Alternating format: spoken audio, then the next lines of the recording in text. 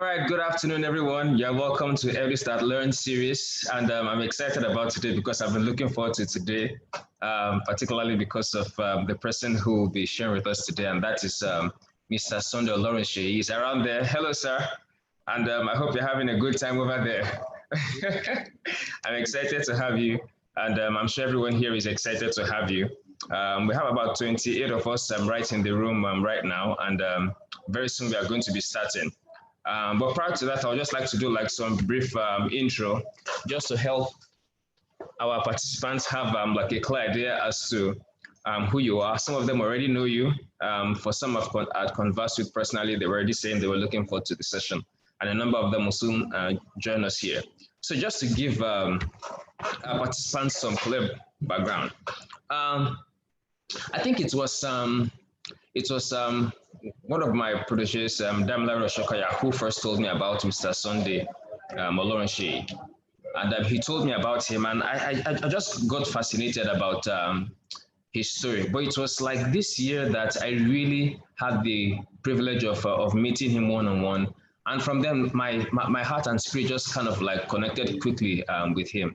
I had the privilege of being on one of his mentorship programs called The Leverage. And I got to see a number of his works, his passion, and what he does mostly, and why he does the things that he does. And that's why I look forward to this session. I've seen a number of things that he does that kind of excites me, which is why I carefully chose this particular subject, which he's going to be sharing on. He's a guru on that subject, and he has done quite a number of things, remarkable things, using this platform called networking. And he's going to be sharing a lot of that with us. I'm going to ask him a few questions before he starts, though, because I just want to be as flexible as possible with this session, just to make sure we all gain a lot. I'm also here to learn a lot.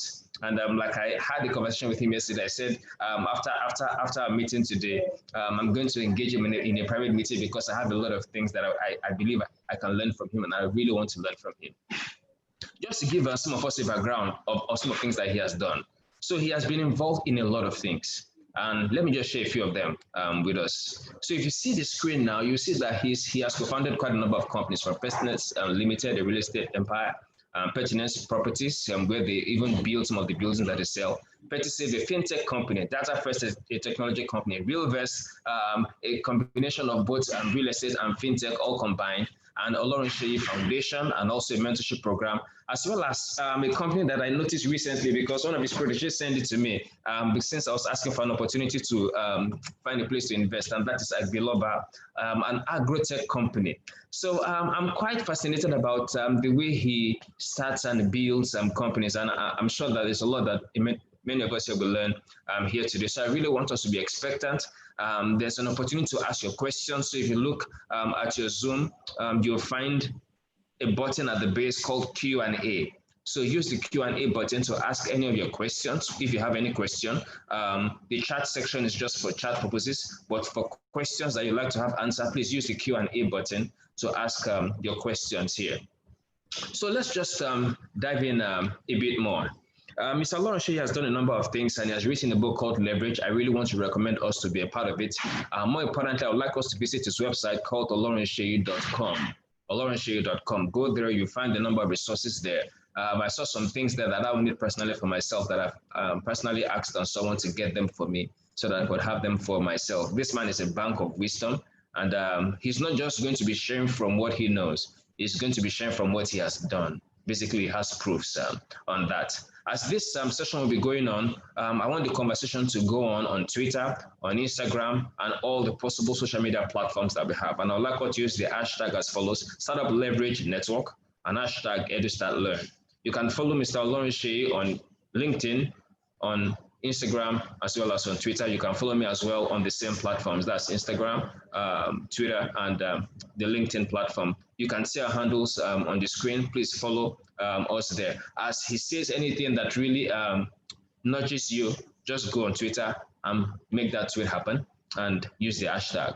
You can also follow our organization as well, if you want to use the same hashtag. So let me just share a bit, like a brief profile. I'm sure you'll be wondering where I got the profile from. Well, I just got it, and and that's apart from the things that I've seen that he has done. I'm quite excited about what he has done. I think it was this year that he brought in the mayor of Brampton. Brampton is in Canada, and he basically fostering like some form of business relationship between Nigeria and Canada through that platform. And it was also this year that we had the World Summit. I think that's the first version of the World Summit. I had the honor to be there. I was really excited about the things that I saw and the things that I learned. I think that was like one of the early phases of connection that I started to have to get to know him more. And I'm excited that he's someone that I've got to know and to meet. And I'm really excited about the things that I've learned from him. So let me just share a bit of some of the things that of who he is. So Mr. Sunday Olorunsheyi is a Nigerian businessman and an international business leader with a professional experience of over 20 years in building businesses in different sectors of work. And you're going to be seeing some of that very soon. He's the co-founder of Petness Limited, owner of ABC and VIP Gardens, with a team of over 3,000 staff nationwide. This is worthy of applause. He's also the chief executive officer of Global Group and Shop at a Discount. Sunday is a successful serial entrepreneur, a business and management consultant, an investment advisor, and a global keynote speaker. His life's project is to help people to build businesses and to break forth by empowering their minds via training and mentoring. He's an astute business leader with a rich understanding of the African business economy. He currently sits on the board of 12 thriving businesses, among which include Personal Properties Limited, a real estate company, and people empowerment organization, as well as Host Now Limited, a web hosting platform, Prodigate Consulting Limited, an information technology company, First Royal Character, and Values Limited, a social company, etc. He's an advocate for continuous learning, and he has 2 master's degrees in business administration, wow, and public administration from Business School Netherlands, as well as Ladoke Akintola University, respectively. While he's on his 3rd master's in global management from Salford University, United Kingdom. Now, from this that I'm seeing, it's apparent that this man has a very rich appetite for knowledge. I mean, it's not surprising about where he is right now. He's currently the lead mentor of the Olorunsheyi Mentorship Platform with a vision to raise globally relevant people. As a dedicated philanthropist, he's also the founder and chairman of the Olorunsheyi Foundation, established to tackle poverty, poor education, and community health issues in Africa, a faculty member of the African Leadership Forum Capital Development.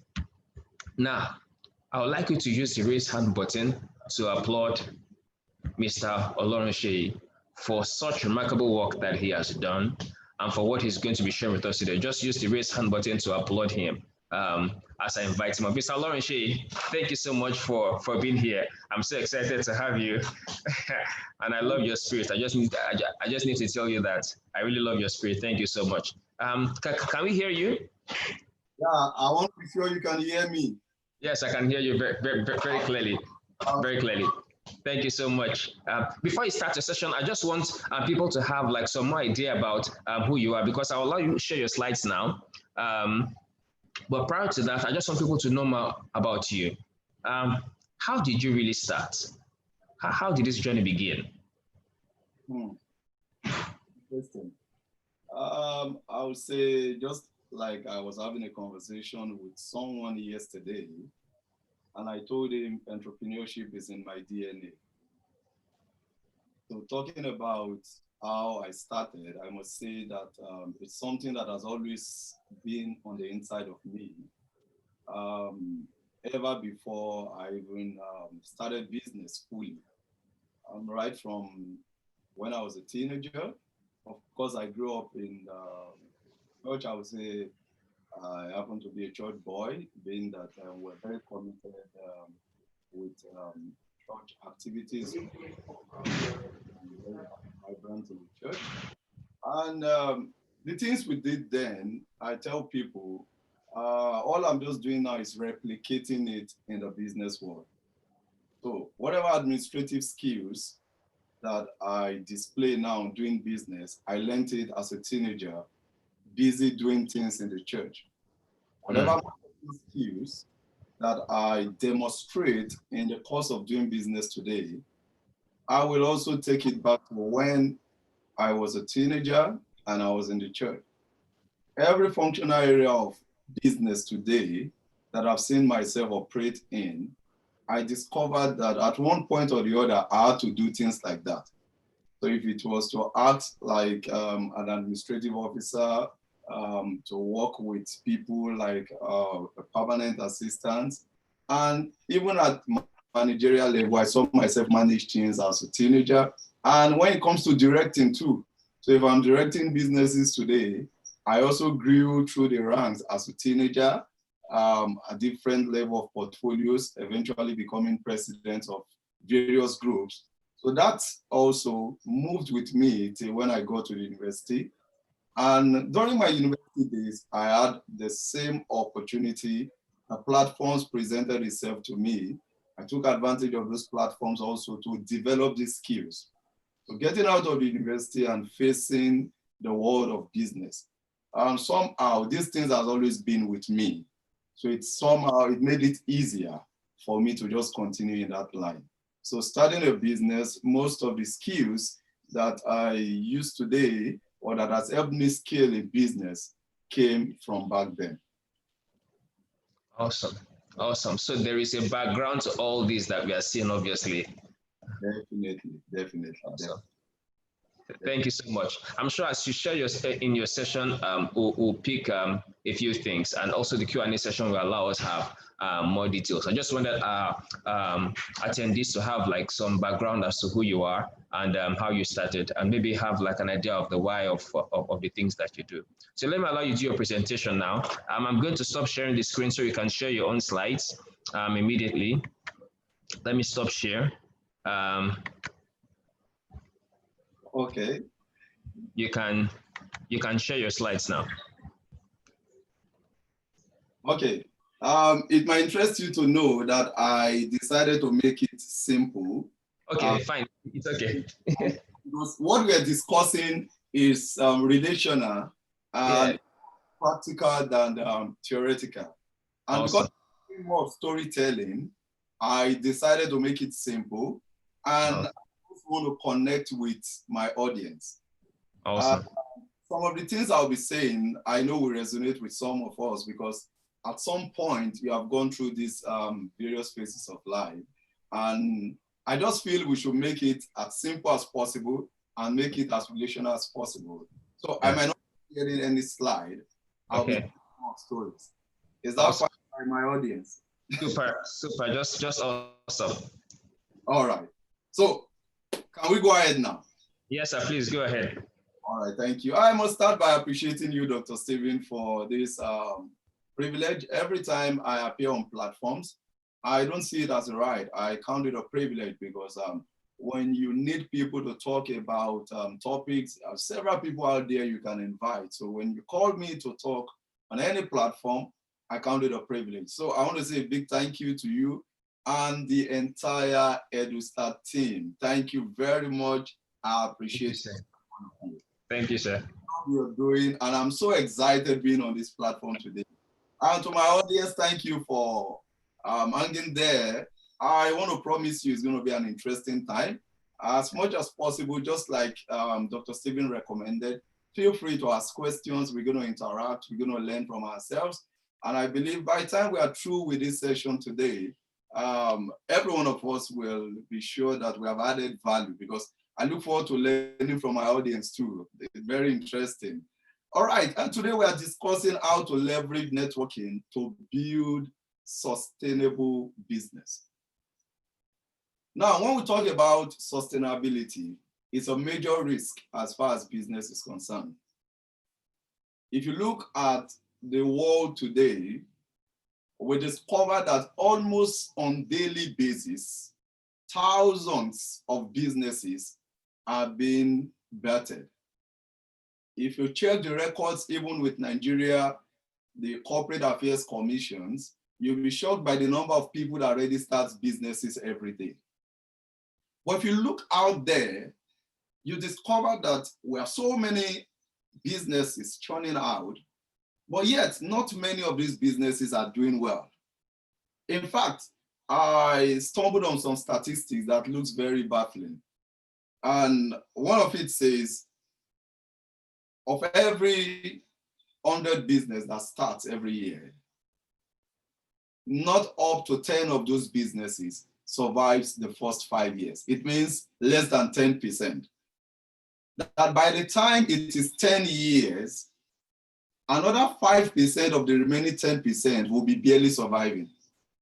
So it simply means of every 100 businesses that starts, only 5 of the 100 gets to see the 10th year. And this is so heartbreaking because every economy that we ever do well, the engine room will always be entrepreneurship. The more businesses. So if we talk about unemployment in the land today in any country, it is because not too many people are doing businesses or not too many businesses are thriving. Now, one of the greatest fears that this COVID-19 has brought to the world today is a fear of loss of job. So many people are losing jobs right now, and many more will still lose jobs. I'm sorry to say it's not more like I'm a prophet of doom, but we have to deal with the obvious. These are realities facing us. So it simply means sustainability risk needed to be addressed.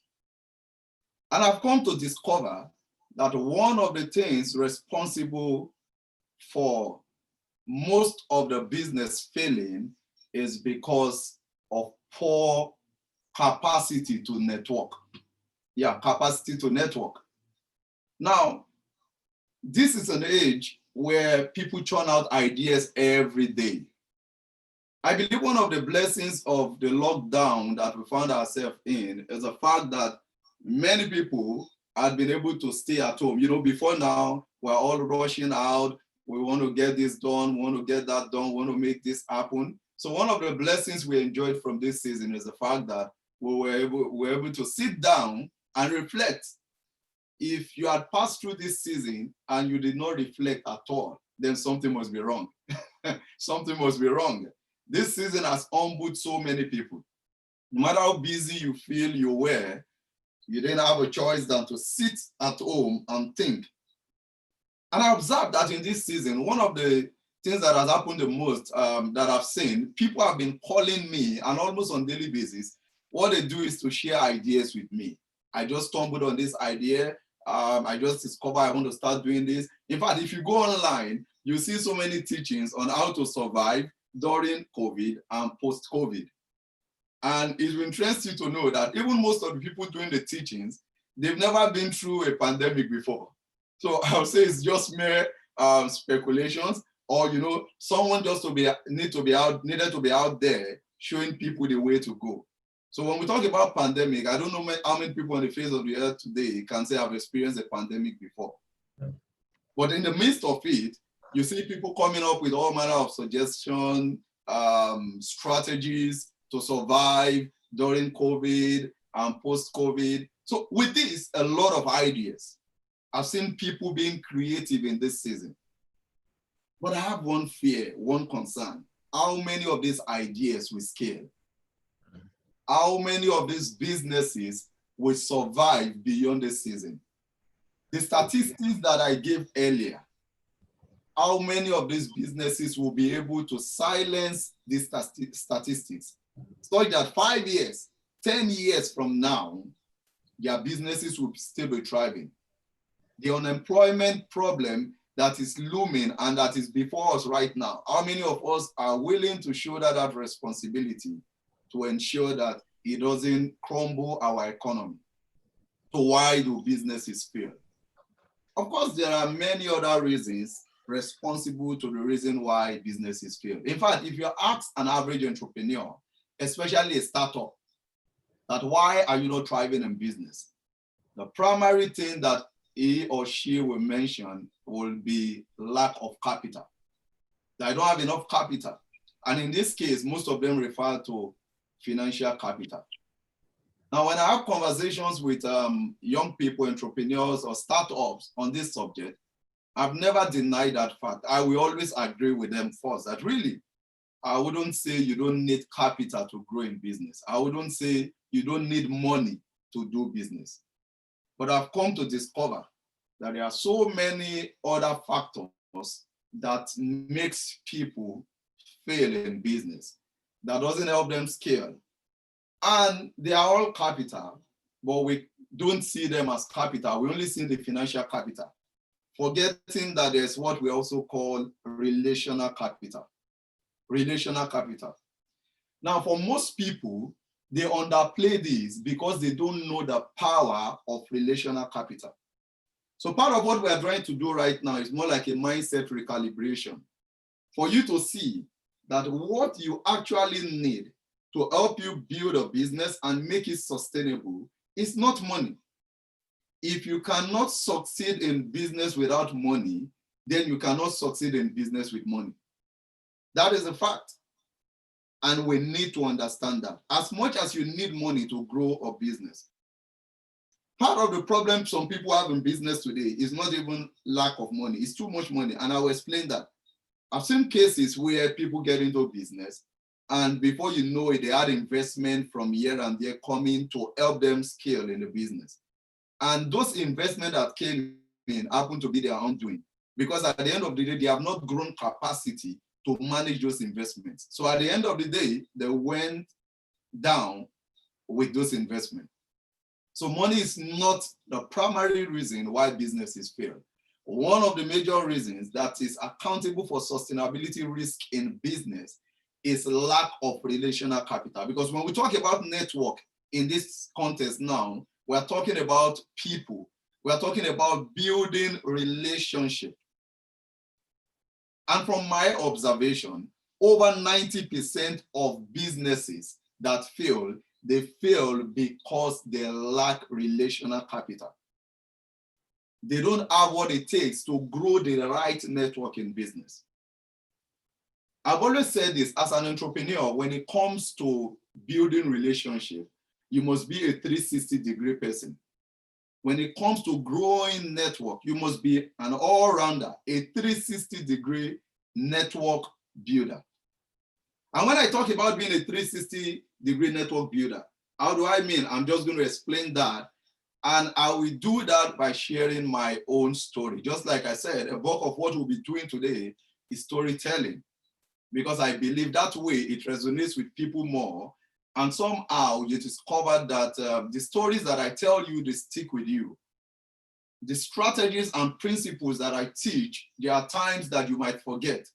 But when you remember the story and you are able to relate the story to the principles, it keeps you on track again and you keep going. So I want to share my experience as a 360-degree network builder.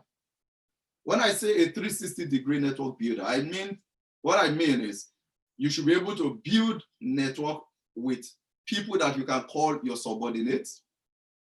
You build network at your level, the guys that you call your colleague, and you also build network with people that are higher than you. That's the people you call your mentor. You must understand that if you are not a 360-degree network builder, at some point you will need people at all of these levels. And if you don't have them, it might be a problem. And that's the risk we are talking about in building businesses. So let's start with people that are more like your subordinate. Now, many years ago, we're going to start Pertinence Limited, that is now Pertinence Group. I have a friend, Wisdom Ezekiel, who is also a business partner, the co-founder of Pertinence Group. Now, when we're going to start, just like every other entrepreneur, we're out there to make profit. Listen to me, if you say you are in business and you are not out in business to make profit, then you are not in business. What separates a business from a charity organization is profits. Interestingly, if you run a charity organization to an NGO, if you don't find a way of making money or getting people donate to what you do, if you are not creative about making that happen, you discover at the end of the day that what you are doing will also not be sustainable. So we were out there just like every other entrepreneur. We did not deny the fact that we wanted to make money. But we observed something, that as we kept working hard, because I must tell you, we invested time, we invested energy, we invested resources into building business. We weren't one of those lazy entrepreneurs. I remember where we had our first office then. It's so funny, we used to make jest of ourselves that what we call an office then, it's just a cubicle, so small. And in fact, I'm glad we have documented evidence of all of these things, so you can see how, so funny where we started from. Now, we celebrated that cubicle, and on daily basis, it happens to be in a plaza where you have not less than 70 lock-up shops. We will always be the first to resume in that plaza. So we open our doors, we do our prayers, we start strategizing, we do a number of things. Interestingly, we will always be the last also. We're also the last to leave the complex. So everybody would have closed. In fact, at some point, the security guys felt like these guys are turning some nuisance to us, because if we don't go, they can't go to take some rest. So they're always coming to check. And when will you guys go home? You hear things like, okay, and I never close, things like that. Now, it was all fun.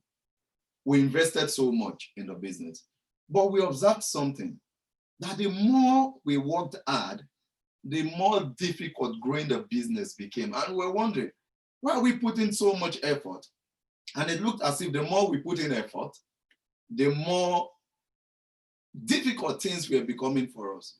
So we needed to know exactly what the problem was.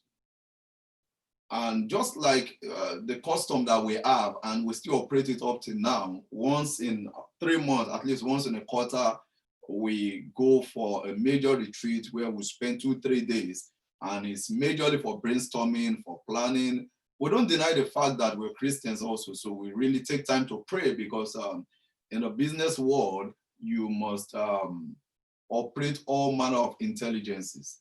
And one of the major intelligence that you don't want to lack is spiritual intelligence. And people get it from different sources. Ours is from God primarily. So when we go for retreat, we sit down, or we get to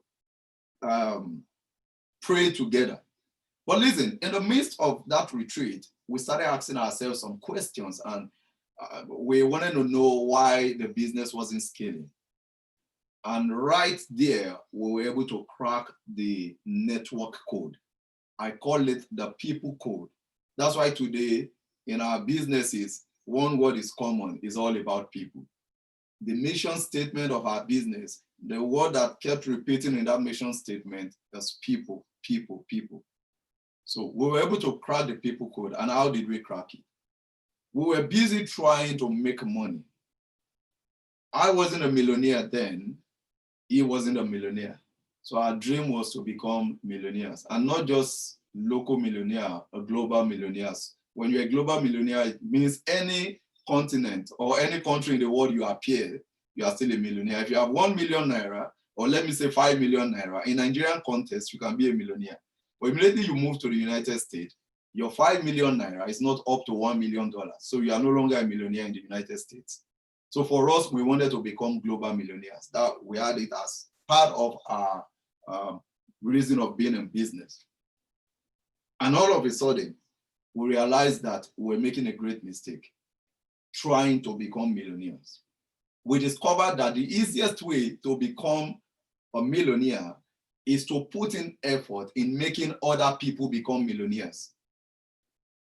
That was a turning point in our business. So we left that retreat telling ourselves, we no longer want to become millionaires, but we want to make millionaires. Sounds stupid, right? Now, because there's this saying that what you don't have, you cannot give. So we weren't millionaires, and we told ourselves we wanted to make people millionaires. That was a turning point in our business. We wanted to make people millionaires. Now, listen to me. You cannot make 10 people millionaires and you will not become one.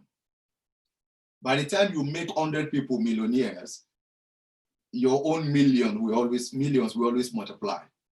That was the code that we're able to crack, the people code. So right from that point in our business, everything we did and we kept doing after then was about people. So when you see us sit down and we are drawing out plans, our plan will always be on how do we impact people? How do we make millionaires? So we stopped talking about ourselves. Before that time, you always see in our books how that we're writing, we want to buy this car, we want to travel abroad, we want to build this house, this is what it's going to cost, we want to make these millions. But listen to me, the point at which we told ourselves, our focus is no longer on the things we want to achieve, but the things we want to help people achieve. And we started planning for people. Things started turning. So we told ourselves it's time to invest in people. When you are not a millionaire, it's difficult to get the millionaires to believe in you and to work with you as friends. So you needed to start by investing in people that looked like your subordinate. So we started gathering people and we started investing in people. And when we talk about investing in people, I'm talking about how to grow sustainable network that will keep your business. Because to grow a business, you need people. Now, we invested our time, our treasures, and our talents. Very important. Your time, your treasures, and talents. We invested all of this in people that were our subordinate. We knew we needed a team of intelligent people and also loyal people. So what we started doing, we started communicating our vision to them. So I'll challenge you right now, whatever you're doing, assemble a team. Look out for committed guys. Look out for intelligent people. Look out for loyal people. They may not look like it now, but start investing your time in them. Very important. So we were busy training people. So every knowledge we acquired, we sought for ways to communicate this knowledge to people. Now, we were just two in the business, mind you, when we were going to start, and while we were growing, just two people. So we started organizing like seminars, like workshops in that cubicle. We split it into two, and we said the inner room is the office, the outer court is the training room, and also the reception. So funny. Now, guys, we come, at times just 2 people, 3 people, 5 people. You needed to see the energy with which we communicated our vision. Because the way you communicate your vision is what will determine if people will buy into it. Passion is contagious. Passion is contagious. So if you don't communicate your vision with passion, it will be difficult for people to believe in your vision. So for us, we invested our energy in communicating our vision. If you see us talking to 2 to 5 people sitting before us, you think we are addressing maybe 500 or 1,000. Really, we are 2-3 people sitting before us. But talking to them, we're seeing hundreds. That's why today we have thousands in our team working with us as an organization. When we organize events, we get to gather 5,000, 7,000 people. And what we're seeing now, or what people can see now, we saw then. And that informed why we were so passionate about talking to the 2-3 people sitting before us each time we addressed them. So we gave it all in terms of imparting knowledge. We continued with it. Remember, I said you invest your time. You will invest your treasures too. Even though we lacked then, from the little that we had, we tried giving out. Mind you, the guys that were gathering, they were people that were more like subordinates to us, because not the other guys might not believe in you. Your colleague will mock you. Remember those days when people come to that cubicle then that we called office and they sit down with us, when they ask us this question, so what do you guys do here? Man, we normally say jokingly that that's a question you should not ask visiting pertinence. Once they ask us, what are you guys doing here? Man, be ready for at least 45 minutes to 1 hour of lecture. So we sit down, we start telling them we're into this, we're into that. Of course, because we're just starting, we're trying our hands on so many things, trying to get a clear vision why, we're doing so many things just to sustain the business, even though we knew what we wanted, but we needed to sustain the business. So we had so many part-time things. So we mentioned everything in the course of the conversation.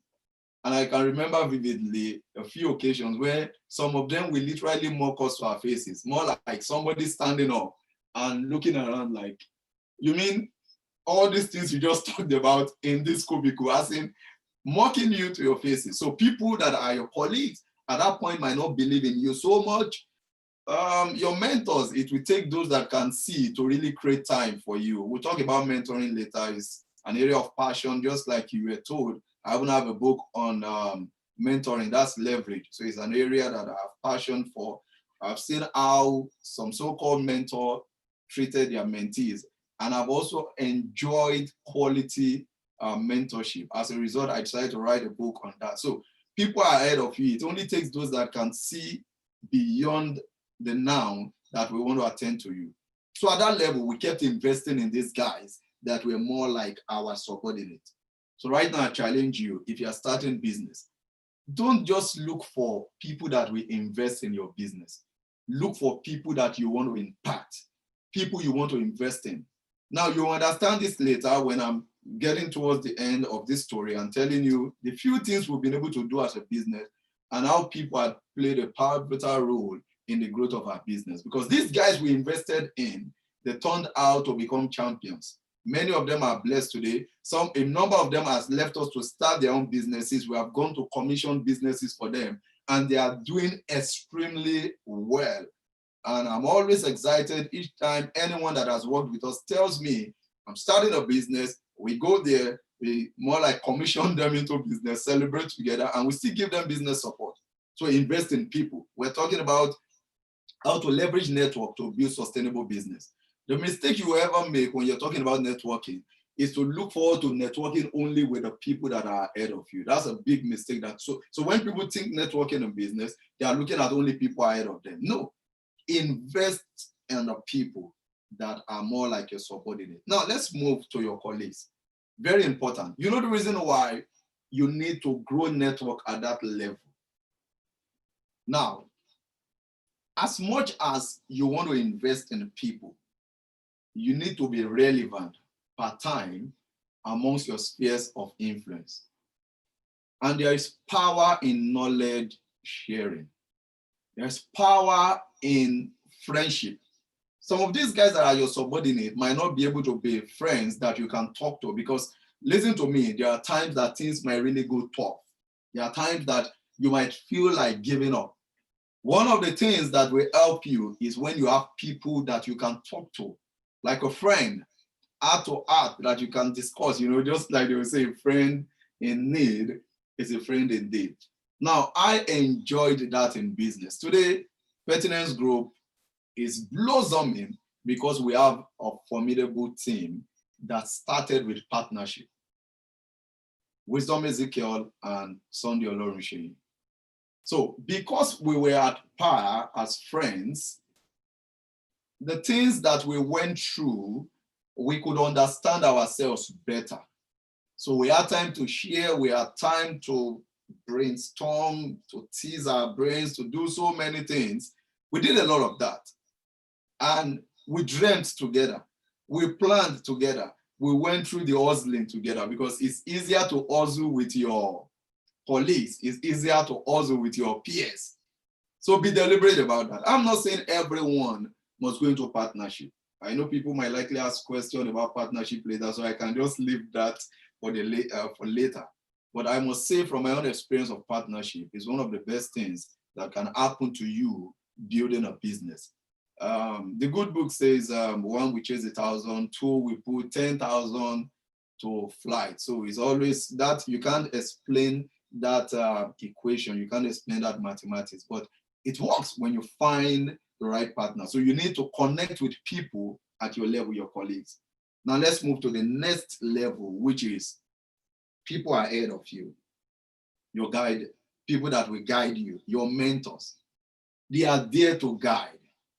Now, the reason why you need people ahead of you is simple. There is nothing new under the earth, nothing entirely new. Every idea you have is an idea born out of another idea. So it's important that you understand that whatever you want to achieve, someone has done something that someone is already on that track or is doing very well on that track. Identify that kind of person. The problem I have with people is when they are picking mentors, they don't get to pick the right people as their mentor. You can have more than one mentor. But listen to me, when it comes to the business of life, and especially growing business also, you need the right people as your mentor in business. People that look exactly like where you are going. Now, the beauty of working with mentors is that all the experiences you are going through and you will still go through, some way, somehow, you've been through these things, and they are well able to guide you. One of the greatest blessings to me and to Pertinence Group is the fact that we found a mentor that guided us in business. I'm proud to talk about that everywhere. Dr. Olumide Emmanuel, he gave his best to guidance. Now, our first major business, we started with real estate. And because he had been in real estate before us and doing amazingly well, we had to go to him. Sir, we love what you do. In fact, we have worked with you. We have sold products for you. We want to do this business also. And beyond this business, we want to be your mentees. And sat us down and gave us the rules of engagement. Now you need to pick my book, Leverage. You'll be amazed some of the details that he gave to us for us to be admitted as mentees. And today, everybody on my mentorship platform, I make them go through what I just did. That template that worked for me, I picked that template and adopted my own unique leadership style, and the mentorship platform is on autopilot. For example, you are a mentee on my platform. You have a deadline of coming on the platform. If you cannot drive, you have 6 months to get a driver's license, and you must be able to drive whether you have a car or not. Because if you don't have a driver's license, you can't drive, then you are not prepared for a car yet. So if you are praying to God to bless you with a car and you have not learned how to drive, you don't have a driver's license, you are not serious. Within 1 year, you must get your international passport. If you are dreaming to be a global citizen, you want to travel the world around, and you don't have an international passport, you are not serious yet. So if you are believing God to travel, then you should have an international passport, because if opportunity shows up now and someone says, I need 5 people that will travel travel with me tomorrow. If you don't have an international passport, there is no prayer you want to pray, you can't go.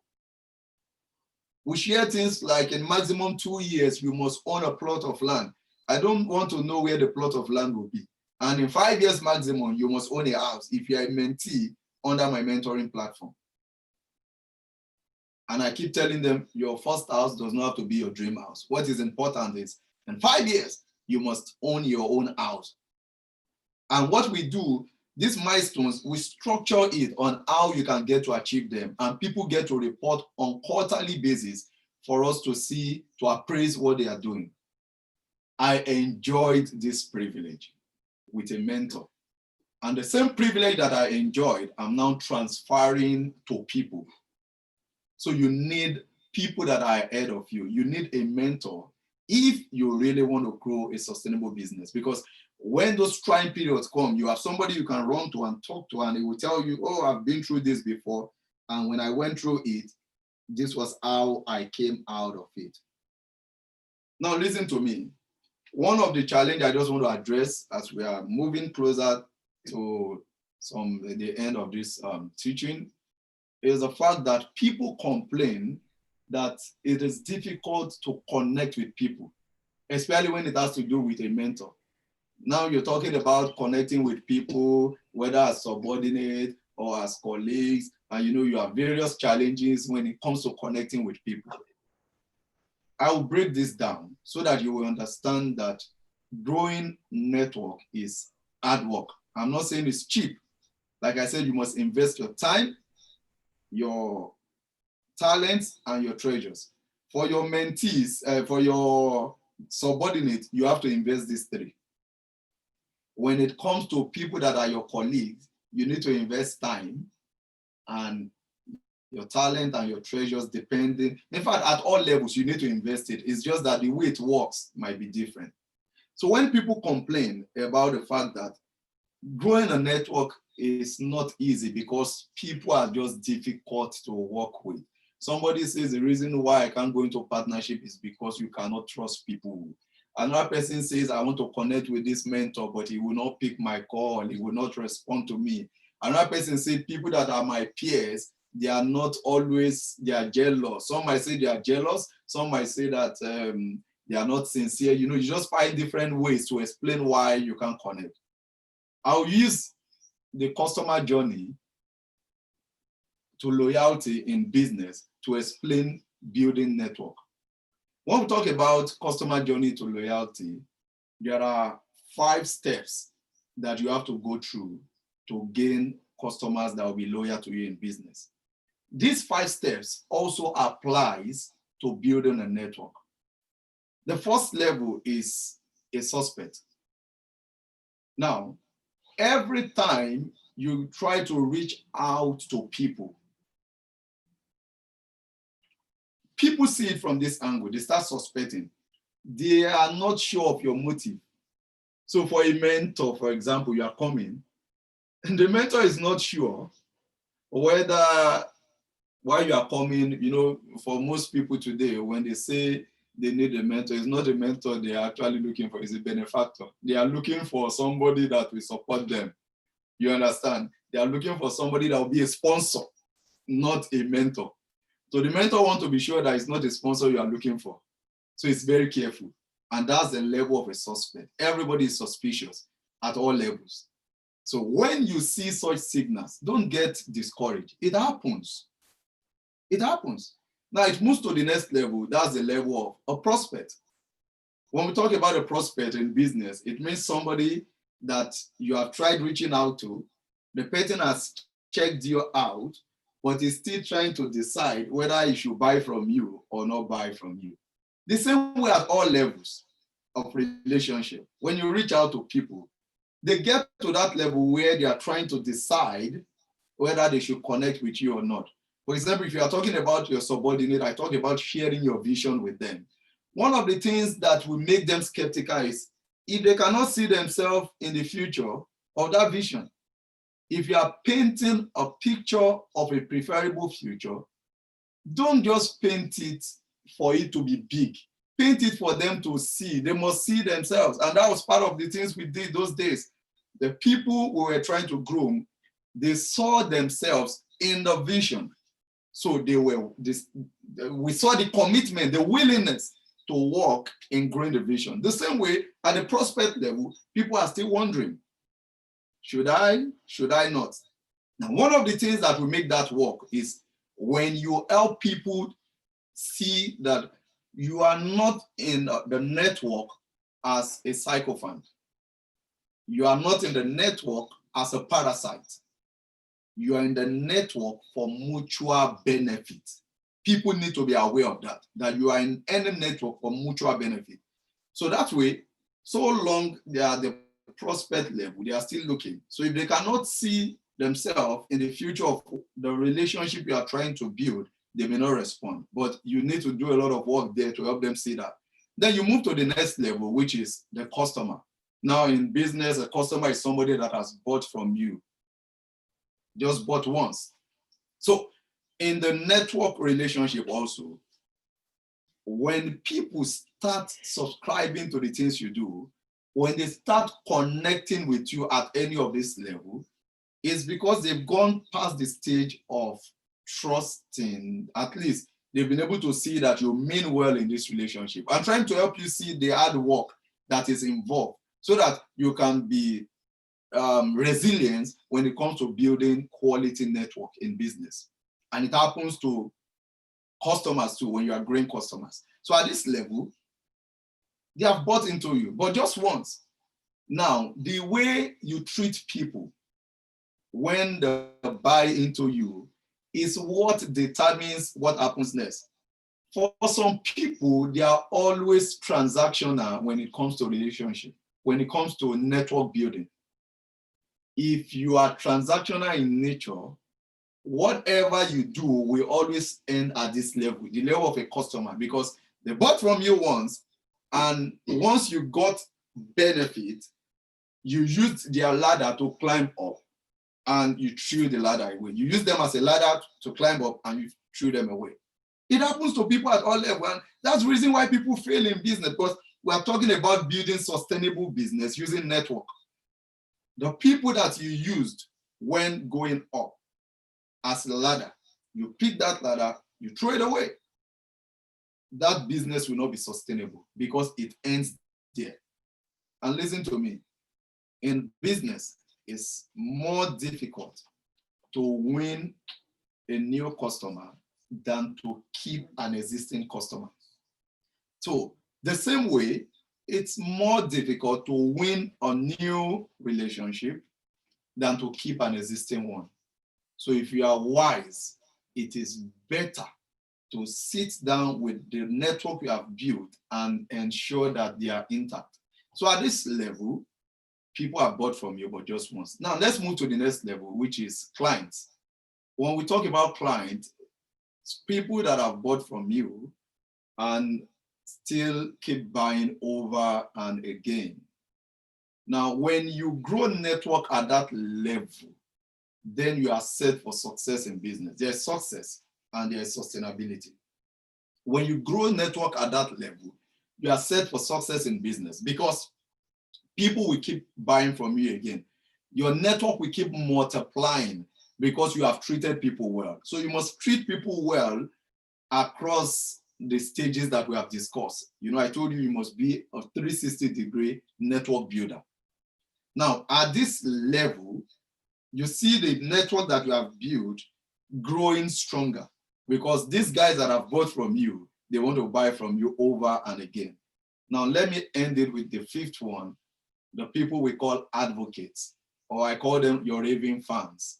An advocate is someone that has bought from you over and again, but did not stop there, but started referring other people to you to help you grow your business. Now, when you get to this level in business, you have built a sustainable business. Because the good thing about advocates is that they stay with you in the good times and even in the bad times. No matter how bad. In fact, when you are having challenges, these people, they have trusted you so much that they will stand by you. Have you not seen some businesses go through crisis and they came out stronger? While some other businesses went through crisis not as big as this other one I mentioned earlier, and they folded up. It's simple. This particular business has built a solid customer base that are loyal. They have turned advocates. They are raving fans. They are willing to stay with you through the thick and the thin. When you are building network, be deliberate about building advocates. Be deliberate about building raving fans, people that will be with you. The process story of pertinence, I won't call it success story. We are still on a journey. Whatever we have seen now is nothing compared to what we're going to see in the future. But this process story, one of the significant elements that helped it happens to be the fact that we have been able to raise advocates. We have people that we call raving fans. For example, I've been out of Nigeria for over 3 months now. I had my itinerary clear when I was leaving on the 4th of March to visit 4 countries and return back to Nigeria. But I was meant to do the entire trip in a space of 1 month thereabout. And I started. But along the line, I got stuck in one of the countries. But thank God it's a country where I have people that love me. So I'm just fine right here. Now, I've not been around for more than 3 months now. But listen to me, the business back home in Nigeria is growing, it's waxing stronger. In the midst of COVID, that businesses were complaining, we were able to give out millions as palliatives. We credited account of people working with us, over 500 of them during this season. We have over 3,000 people in our workforce, but at least over 500 got support in terms of palliative in the midst of this lockdown. Business is thriving. We never closed shop for one day, because even though offices were shut down, we kept growing our business online. So customers were buying, things were going on properly. Now, I've not been around. Now, this happened because we have the people we call raving fans, advocates, that stood with the business, and they are still standing. But listen to me, some of these guys came in at the subordinate level. We invested our time, our treasures, and talent in growing them. So do everything possible to build your business or network within your business to the point that you will have advocates. You have to be intentional about network building, because listen to me, the world is changing every day. In this age now, it's no longer the big that swallows the small. It is now the fast that eats the slow. And if you are not innovative about network building, if you are not deliberate and innovative about raising advocates, people that will be with you through the thick and the thin, in this age right now, you'll be losing out. Now, listen to me. I hope you know so many people have lost their job, and many will be losing their job in this season. One of the reasons why many are losing their job is also because they lack relational skills, even if you're an employee. If they have a board meeting today and the board asks supervisors or managers to recommend people to be sacked in your office, will you be that person that your boss will say, never, you are not going to sack this one? Not just because you are intelligent, not just because you are skillful, but because of your good relational skill. Or will you be that person that even though you are technically sound, you will be the first person that will be penciled out for sack? I leave you to answer that question. How well you're able to grow network is what will determine what happens to you in that kind of situation. Now, listen to me. Those that grow relationship or network, they don't look for job because they always have work to do. There's a difference between a job and a work. Job is always about employment. Her work is about deployment. When you are employed, you can be sacked. But when you are deployed, you cannot be sacked. They are two different things. When you are you are a network builder, you always have work to do. Now, look, for example, a friend of mine who happens to be a pastor, we had a conversation yesterday, and he told me that the senior pastor of the church splitted the members into groups and gave the pastors working with him phone numbers, so maybe 50 per pastor. And he told them, in the midst of this COVID season, call these 50 people, check on them, so that we can know how they are faring and how we can support them. Of course, they had a list of questions that they should ask so that they can confirm how well they are faring. Something shocking happened. He told me that 92%, because you have to draw your statistics at the end of the day, the 50 people that he called, 92% of these 50 had lost their job in the midst of COVID. 92%. And you know that means? What that means? It means out of 50, not less than 40 of them thereabout would have lost their job in this season. And he said, he kept asking them, okay, you, what do you do? This one says, I'm a makeup artist. Now, during COVID, where we were told to distance some meters, is it possible for somebody to put his face down for you to come and paint in this season? Now, he now asked, you're a makeup artist.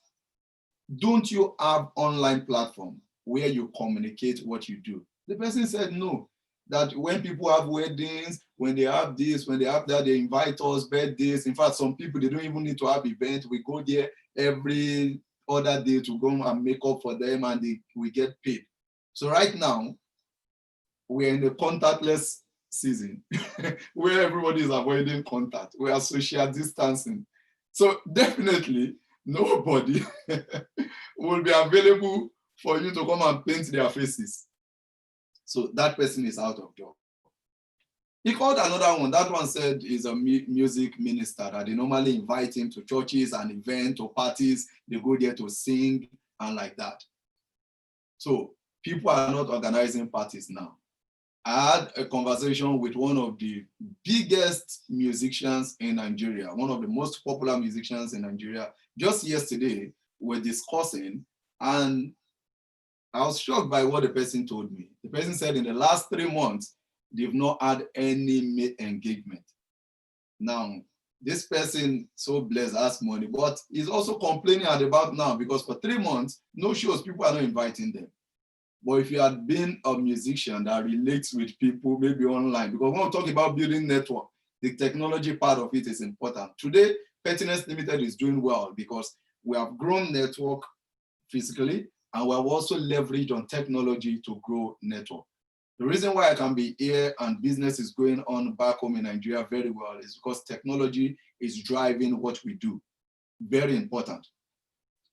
He called another person. That one says he's a comedian. And people are not organizing shows right now. So no stand-up comedy. But listen to me, for some guys that are comedians and they have strong presence online, listen to me, today they are even making more money. People are placing adverts through their Instagram platform or many other platforms that they have. They just had to innovate because we're in the season of innovate or die. Innovate or go into extinction. You just have to innovate. You have to think. You have to be creative. And it's still all about network building. Network building can be very challenging, no doubt about it, but it is extremely rewarding. Extremely rewarding. So if you give yourself to building network, definitely it's just a matter of time you will start reaping the dividends. Now listen to me. We're in a tough season. We're in a crisis season, no doubt about that. We don't have to look for another word to explain it. And just like I said earlier, most people are just being speculative because they've not been there before. They've not seen a pandemic before. So it's really a tough time for everybody. But I can assure you, if everything fails in this season, relationships will not fail. If there's something that mattered to people most in this season, is the fact that we were able to check on ourselves. For some of you, there are people you've not called for many years. In this season, you called them. Well, people that have not called you for years, they called you in this season. Because as humans, we are relational beings. We are social beings. We want to relate. So if every other thing fails, if you have built strong relational capital, it will not fail you. In the midst of this COVID-19, I've had to even start new businesses. I've been into Agric for not less than 4 years as one of the line of businesses that I do.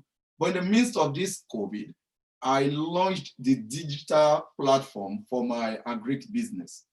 And listen to me, the response has been amazing. I've got calls from all over the world, from the United States, from Canada, from the United Kingdom, from Germany, from different places in the world. And people just want to be a part of it. It's more like an idea born in due season. That's agbeloba.ng. Everybody is calling and they want to be a part of it. Now listen to me.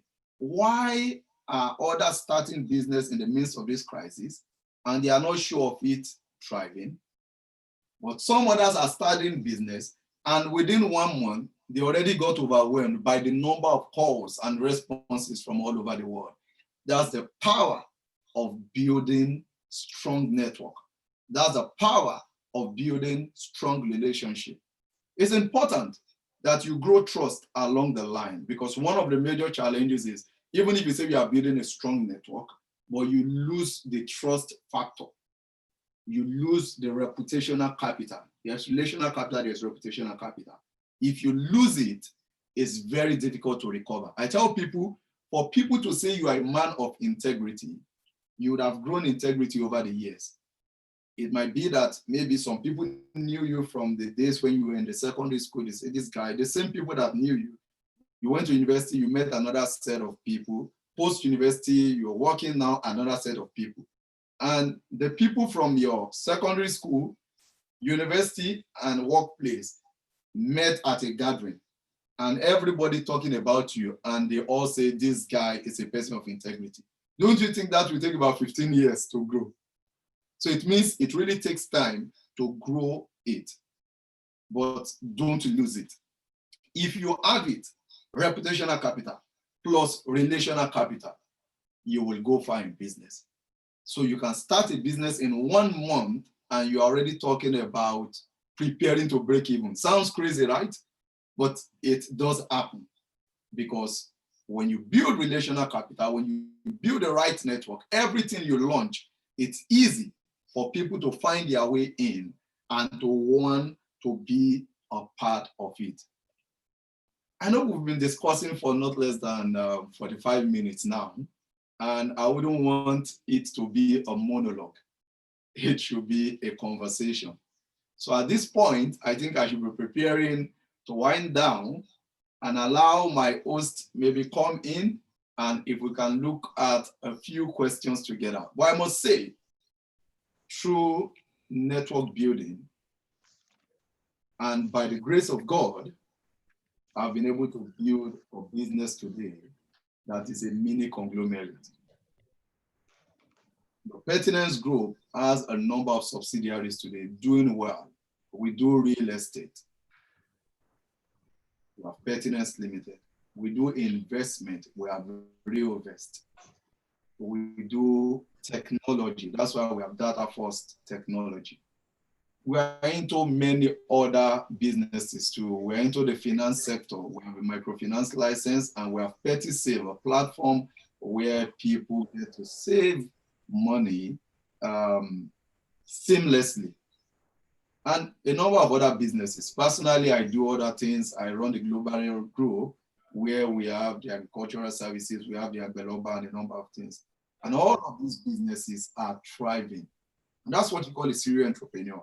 Someone that has mastered the art of starting businesses and can replicate it on many other platforms. Today, we are taking our business even beyond Nigeria, to setting it up outside of Nigeria, in United States, in Canada, in Dubai, in the United Kingdom. In all of these places, we started first by growing network. So when we decided to open up business in these places, it made it easier, because first we built network. We had people. For many years, we were traveling to all of these places and just growing network. It looked like a waste of money to some people those days, when you just travel to the US, you stay for 2-3 weeks and you are back just to meet people. We can go to the US in one trip, we visit like 5 states, and people will be like, are you guys crazy? Some people have been in the US for 20 years, they've not gone beyond 2-3 states. And you come in 2 weeks, you have visited 5-6 states, talking to people everywhere. We go to Canada, you go to Dubai, you go to France, Scotland, we're going everywhere just to build network. Today, starting businesses in all of these places, we're finding it so easy because we have built network.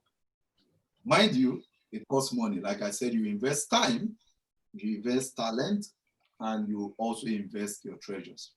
When you are starting, you may not have treasures, but you have time and talent. Invest it very well.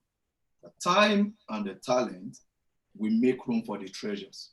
So you can start using the treasures also to grow bigger network. Listen to me.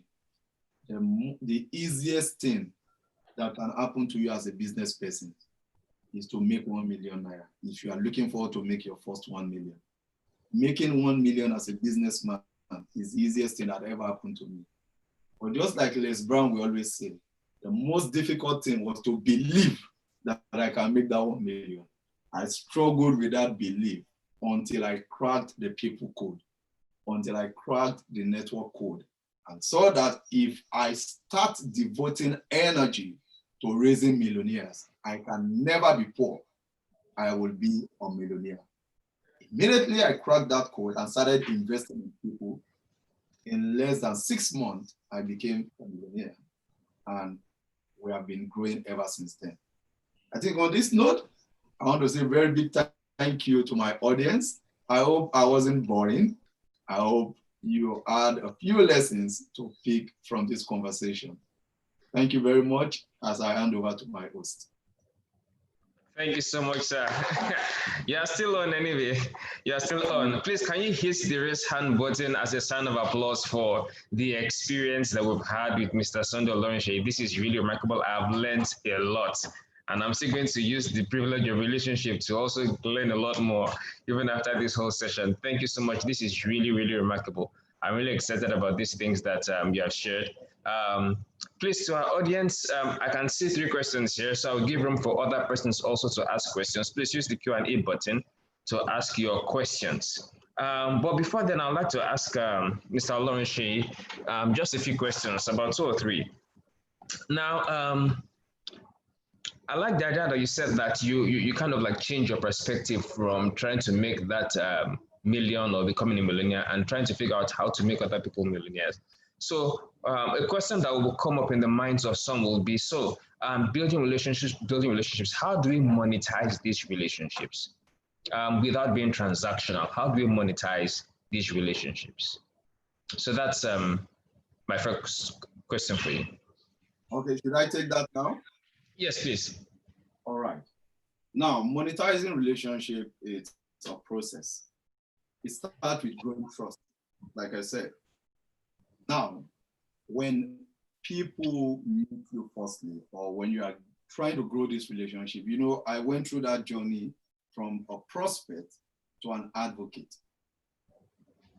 Initially, people are suspicious that the reason why you are coming to them is because you want to make money out of them. So, from the beginning, you mustn't start with making a request. You start with trying to solve problems. So if you want to make money out of the relationship without being transactional, you must have something to offer. You are bringing something to the table. You are solving problems for them. For people that are your subordinate, you can make money out of that relationship because when you grow them, they will be your support system in growing your business because you. But they need to be sure that you are interested in them. You have to be passionate about solving their problems, the little that you can. You must place yourself at an higher level of knowledge such that you can always impart knowledge into them. The fact that they are benefiting from your knowledge, they will stay with you. You don't have money to give to them yet. Now, you must show that you care about them because people do not care how much you know until they know how much you care. So it's one thing for you to have knowledge. It's another. So when you invest in these people, these same people will later grow to become champions. They will support your business because you need people to grow your business. When they start giving back to the business, the multiplier effect in your business is money coming in. People that are your colleague also, they want to be sure that you are not their friends just to benefit from them always. You might not be as rich as some of your friends, but there will be some things you have that they don't have. That thing that you have, be willing to give it. And give it so well that when you are not around, they will miss you. You shouldn't have people that are your colleagues that will not miss you when you are not around. Because there should be something you are doing that makes you unique, that makes you different. And you want to always talk to them about those things. You want to do more of those things. And for people that are higher than you, I would always give this illustration to our guys that do what's it called, marketing. I tell them, if you have an uncle that is very rich and people keep complaining that that uncle is greedy, he doesn't give, don't join them complaining. Look for problems to solve for that uncle. It is problem that brings about exchange of value. For example, go and look for, if you want to sell land, look for places where you can sell land to that uncle that he will buy. And from selling that land, you can make commissions. I've seen people work with us. We churn out millionaires every year in their hundreds. Just by joining our platform, they represent us and all they do is refer people to buy properties, land, houses from us, and they earn good income. In the last 6 years, we have been taking people to Dubai, all expense paid trip. In our record, we've taken over 200 people on all expense paid trip to Dubai. They don't pay a dime. All they need to do is to partner with us, refer people to patronize our businesses. They earn their commissions in millions, and we send them to Dubai, all expense paid. We have given out over 50 cars since we started the business to people, all for free, just by them partnering with us and referring people to buy from us. So for those that are ahead of you, you can convert network building to cash by solving their problems. Like the example I just gave, you're a young guy and you are telling your uncle that everybody says greedy, is stingy. You are introducing things he can buy. He gets happy at the end of the day because to him, you have added value to him. He has bought a piece of land, he has bought houses, and that's an asset to him. And to you, you have gotten monetary reward as exchange for that value that you have given to your uncle.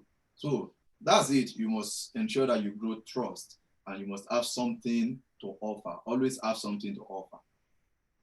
Awesome. That's so awesome. Thank you so much, sir. So to our audience, please take note of that. Always build trust, and you must always have something to offer. You at least have something. You have a talent you can use. You also have time that you can offer. So let's take good note of that. I also have one more question for you before I open up to allow our audience and to engage the Q&A questions at the Q&A section.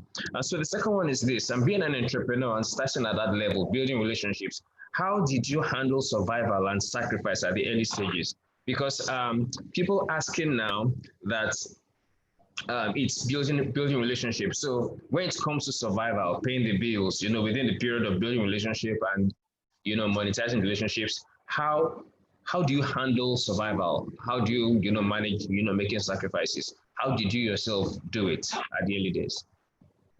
Okay, there are a few things I will share that I will say helped us at the survival stage. Number one is clarity of purpose. If you don't know where you are going to, everywhere we look at, like your bus stop. So it's important that you are clear as to why you are in business. So for us, we were able to define clearly our reason for being in business. So I challenge you as an entrepreneur. Please be sure, why are you in business? What problems are you out there to solve? That's the first thing, because that's what will keep you going. Once you have a clear picture, a mental picture of that future that you want to feature in, that keeps you going. So even when challenges come, each time you look up and see where you're going, you tell yourself, I'm going to get there. So that is number one. Craft a clear mission statement. Let your vision be tangible. Very important. Because if it's not tangible, when crisis comes, you just throw it away. So that's the first thing. Secondly is discipline. And when I talk about discipline, I bring many other things into it. Because along the line, when growing businesses, a number of things will come as temptation to you. If you want to be in business, you have to be shrewd. You must learn how to manage. One of our respected leaders and teacher, Dr. David Oyedepo, will say, you don't grow big to manage things. You manage things to grow big. So you must understand that, very important. So you manage small things. So most people are not disciplined enough along the journey. So they are not able to separate what is for business and what is for private or personal. You must be able to separate that from the beginning. That discipline will stop you from spending business money on frivolous living. You'll be very careful. I know many of us, we know Warren Buffett. I read somewhere that, there are so many companies, and every year we always hold meetings with the CEOs of all of these companies. And in the board meeting, he will only say these two major things that he will always say every year. And he will say the number one thing is that he will tell all of them, please ensure you don't lose, never lose your shareholders' fund, your shareholders' money. And you will not tell them the second one. The second thing is that don't forget number one. So everything boils down to never lose your shareholders' fund. The same way in business, stick to that rule. Never lose those basic things that you are starting with, no matter how small it is. And don't forget rule number one. So during the survival stage, you must learn to be disciplined. Of course, you need resilience, especially in a place like Nigeria. Sincerely, it's very challenging. I must admit with you, it's very challenging to grow business. For most startups, you are faced with a lot of challenges.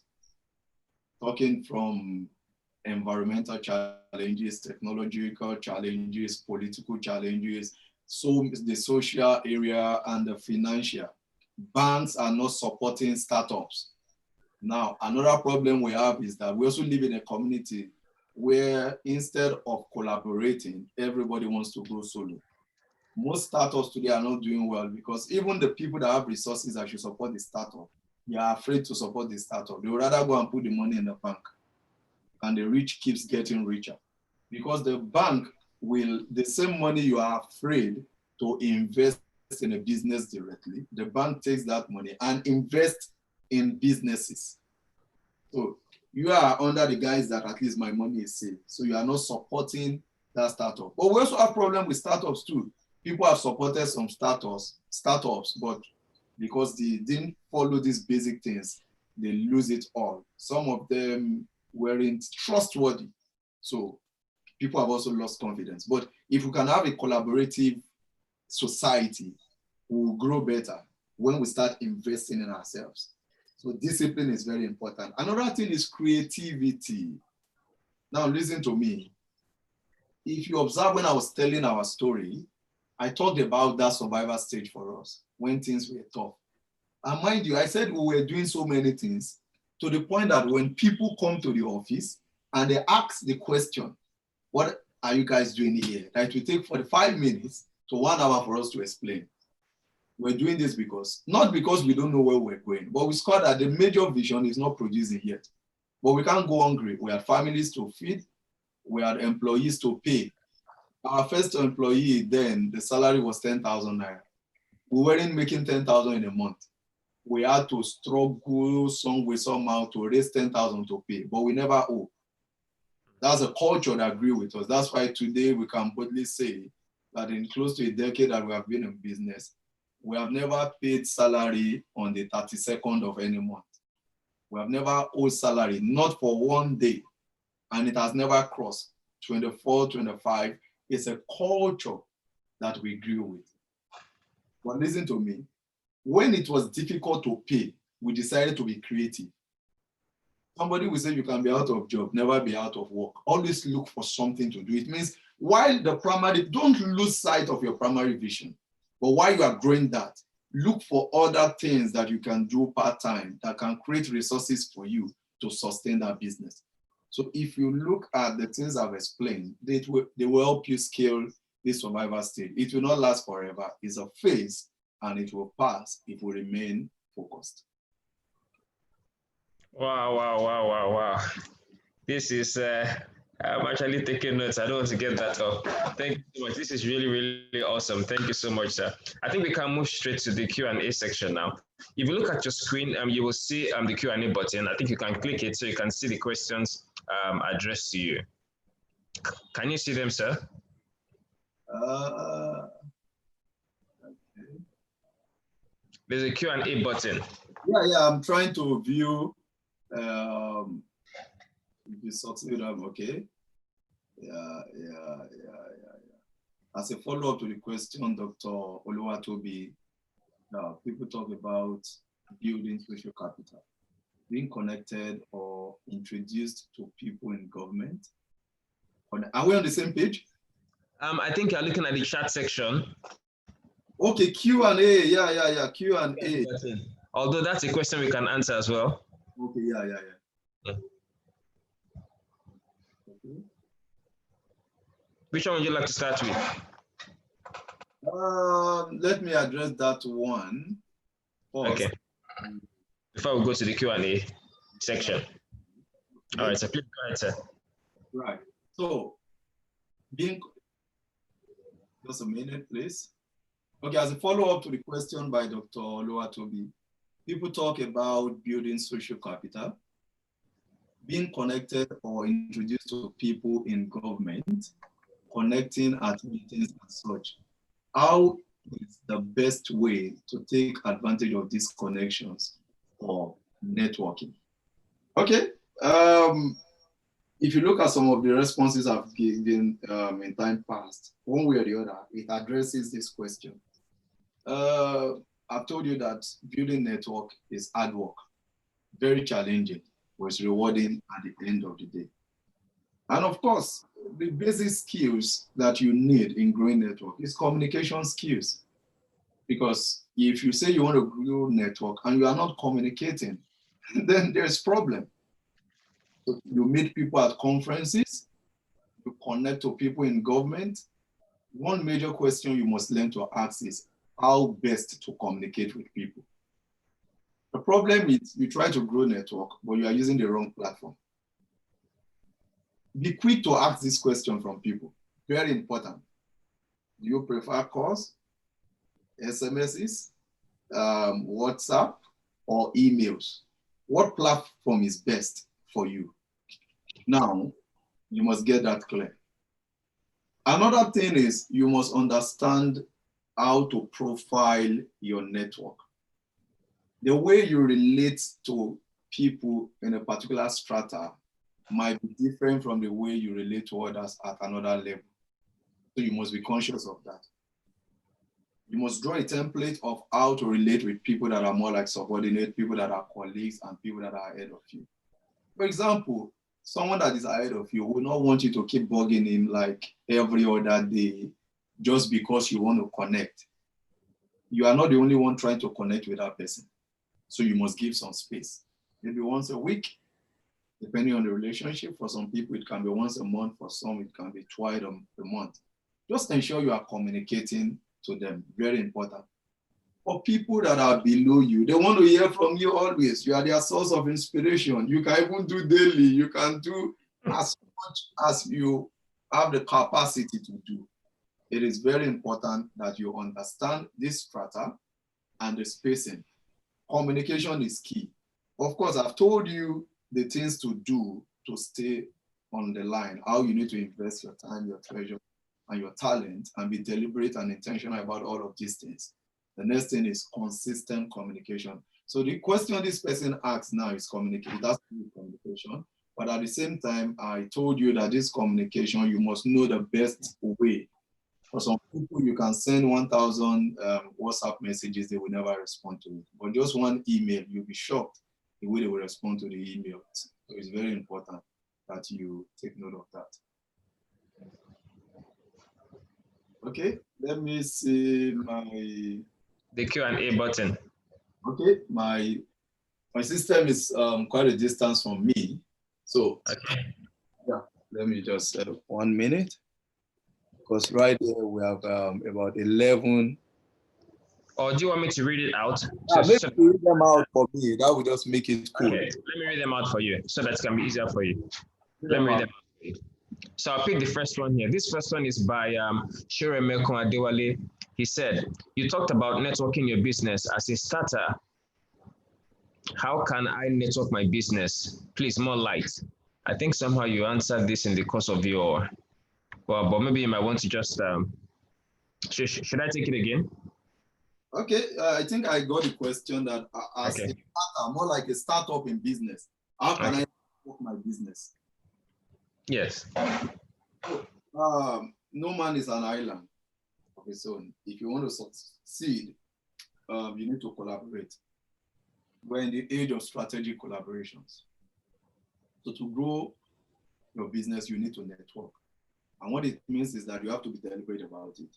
The question I answered before this mentioned things like connecting with people at events. Don't isolate yourself. Don't put yourself in a COVID-19 situation. Don't isolate yourself in business. Be deliberate about connecting with people. Attend conferences. Connect with people in government. Connect with people in social gatherings. You go to church, connect with people in your church. Also, very importantly in business is feedbacks. A lot of us only connect with people. We don't ask for feedbacks. For you to grow a formidable network in your business, ask for feedbacks. If you are not getting it, be deliberate about it. Ask for feedbacks from people, from places, from your customers, from your friends, from your subordinates, from your mentors. Now, when you start getting feedbacks, it means the network is actually growing. It means it's a relationship. Now, all you now need to do is to be consistent with these things. There's no two-way to grow network in business than to communicate and to get feedbacks. When you start getting feedbacks, then you now learn how to manage the relationship by investing into it, by solving problems, by not being a burden to the people, but being a blessing to the people or the other businesses that you are trying to relate with. Once you get this right, consistency is now the rule. Be resilient. Like I've given you the journey through it that, of course, people might start by suspecting, but don't worry. Keep on the track. Definitely. Once you are able to grow through that phase, it becomes easier for you to benefit from the relationship. Awesome. Thank you, sir. Let me say the next one. This is by an anonymous attendee. Please, sir, how do you think starting music artists or producers can publicize their works? I guess the person is talking about in relation to this whole lockdown stuff. Okay. You are starting as a music artist and a producer. Now, if we want to relate it to what is happening right now, you must understand that no matter how small your business is now, you must have your digital strategy. Very important. COVID-19 has come to open people's eyes to the importance of digitalizing your business. You don't have an option. You saw the examples I gave about makeup artists, about comedians, about music artists, about almost everybody that does not have a digital strategy went broke in the season of COVID-19 because they had nothing to offer people. You know, it's always an exchange of value. If you want to make money, put value on the table, money will come in exchange. So you need to get your digital strategies right. Now, when we talk about your digital strategies, talking about how you want to make your presence strong online, most importantly. And that can come in different ways. Let's take the basics. You're in business today, you are not on the basic social media platforms, then you are not set for business. Of course, you must understand your audience, the kind of people you are relating with. That's what will determine the platform that you will major on. Of course, for people in music and entertainment, it's more of the Instagram, the YouTube, the Snapchat, all of this. Instagram. Yeah, those are the basic ones you should focus. You have a YouTube channel and you keep churning out content, quality content, because you are in the creatives and it's very important. They say content is key and content is king. Yeah. So if you don't have quality content to give, your music is not quality, it will be a problem. Now, quality now is relative because if you look at the people who call social or secular musicians, the quality in most cases is not in the things they say, because you listen to some music and you just feel like, why are people dancing to this? And you see it being played everywhere. Now, what they simply did, they understood the market. Because as a musician, you must firstly get your audience clearly. Whether you are a music artist or a producer. Once your audience is clear, the next thing is ask what they want. At times, it may not be what they need. That's the problem with audience. You know what they need, but what they want is different. You feel they need R&B, but they are saying what they want is reggae. I'm just giving an example. So if you're a music artist or a producer, give them what they want first. and you can softly introduce what they need after you have gotten their attention with what they want. Very important. Now, I've talked about content. Create quality content. You can't joke with that. Make sure your content is relevant to what they need and what they want. Then choose your platform. If you are a professional, for example, in a business or career, Instagram, YouTube may not be the major for you. You might be looking at LinkedIn, and to blend the social to it, maybe Twitter. You understand? So where you play determines your digital strategy. So now that you have content, don't be tired of churning out this content. The thing about people that I've observed in the music industry is that at times you don't know what, in quote, what they call blue, what you will release and everybody will just like. So that's why you must keep doing it. For some of the guys that became very popular, it will shock you if you go to check their records. They've been doing things. It's not always their first hit that will make them popular or make them the money. They've been busy doing things over the years. Nobody saw it. But all of a sudden, they will just do one. You'll be like, where have these guys been all over these years? So you must be deliberate. Now, the platform you choose, you now need to introduce creativity into it. Because mind you, right now, everybody is becoming conscious of digitalizing their business. So it's becoming more competitive. So you need your USP. You must ask yourself, what will differentiate me on the platform? Everybody is singing. Everybody is a producer. What am I doing differently from others? Once you are able to identify your uniqueness, ensure that you emphasize that. Leave your weaknesses. Leave the areas that you are not doing well. Try to improve them. But you see that one thing that you know how to do and you can do it better than every other person. Keep amplifying it. Keep amplifying it such that you will become a voice and authority. Let it be that, I know, I hope I'm not going a bit technical. When people go to Google to search, yes, what they call SEO. Yeah? The more you things online, the easier for people to find you. If your content is relevant and it's got authority, people will find you a lot easily, especially if you are consistent with your content. Let it be that someday when people go to Google to search about what you are doing, the best musicians in Nigeria that have, or the best maybe reggae musicians, I'm just giving an example, the best R&B singer in Nigeria, let your name pop up and let people be able to see you all over the world. You need to know that on daily basis, people all over the world, they use search engines to look for different things.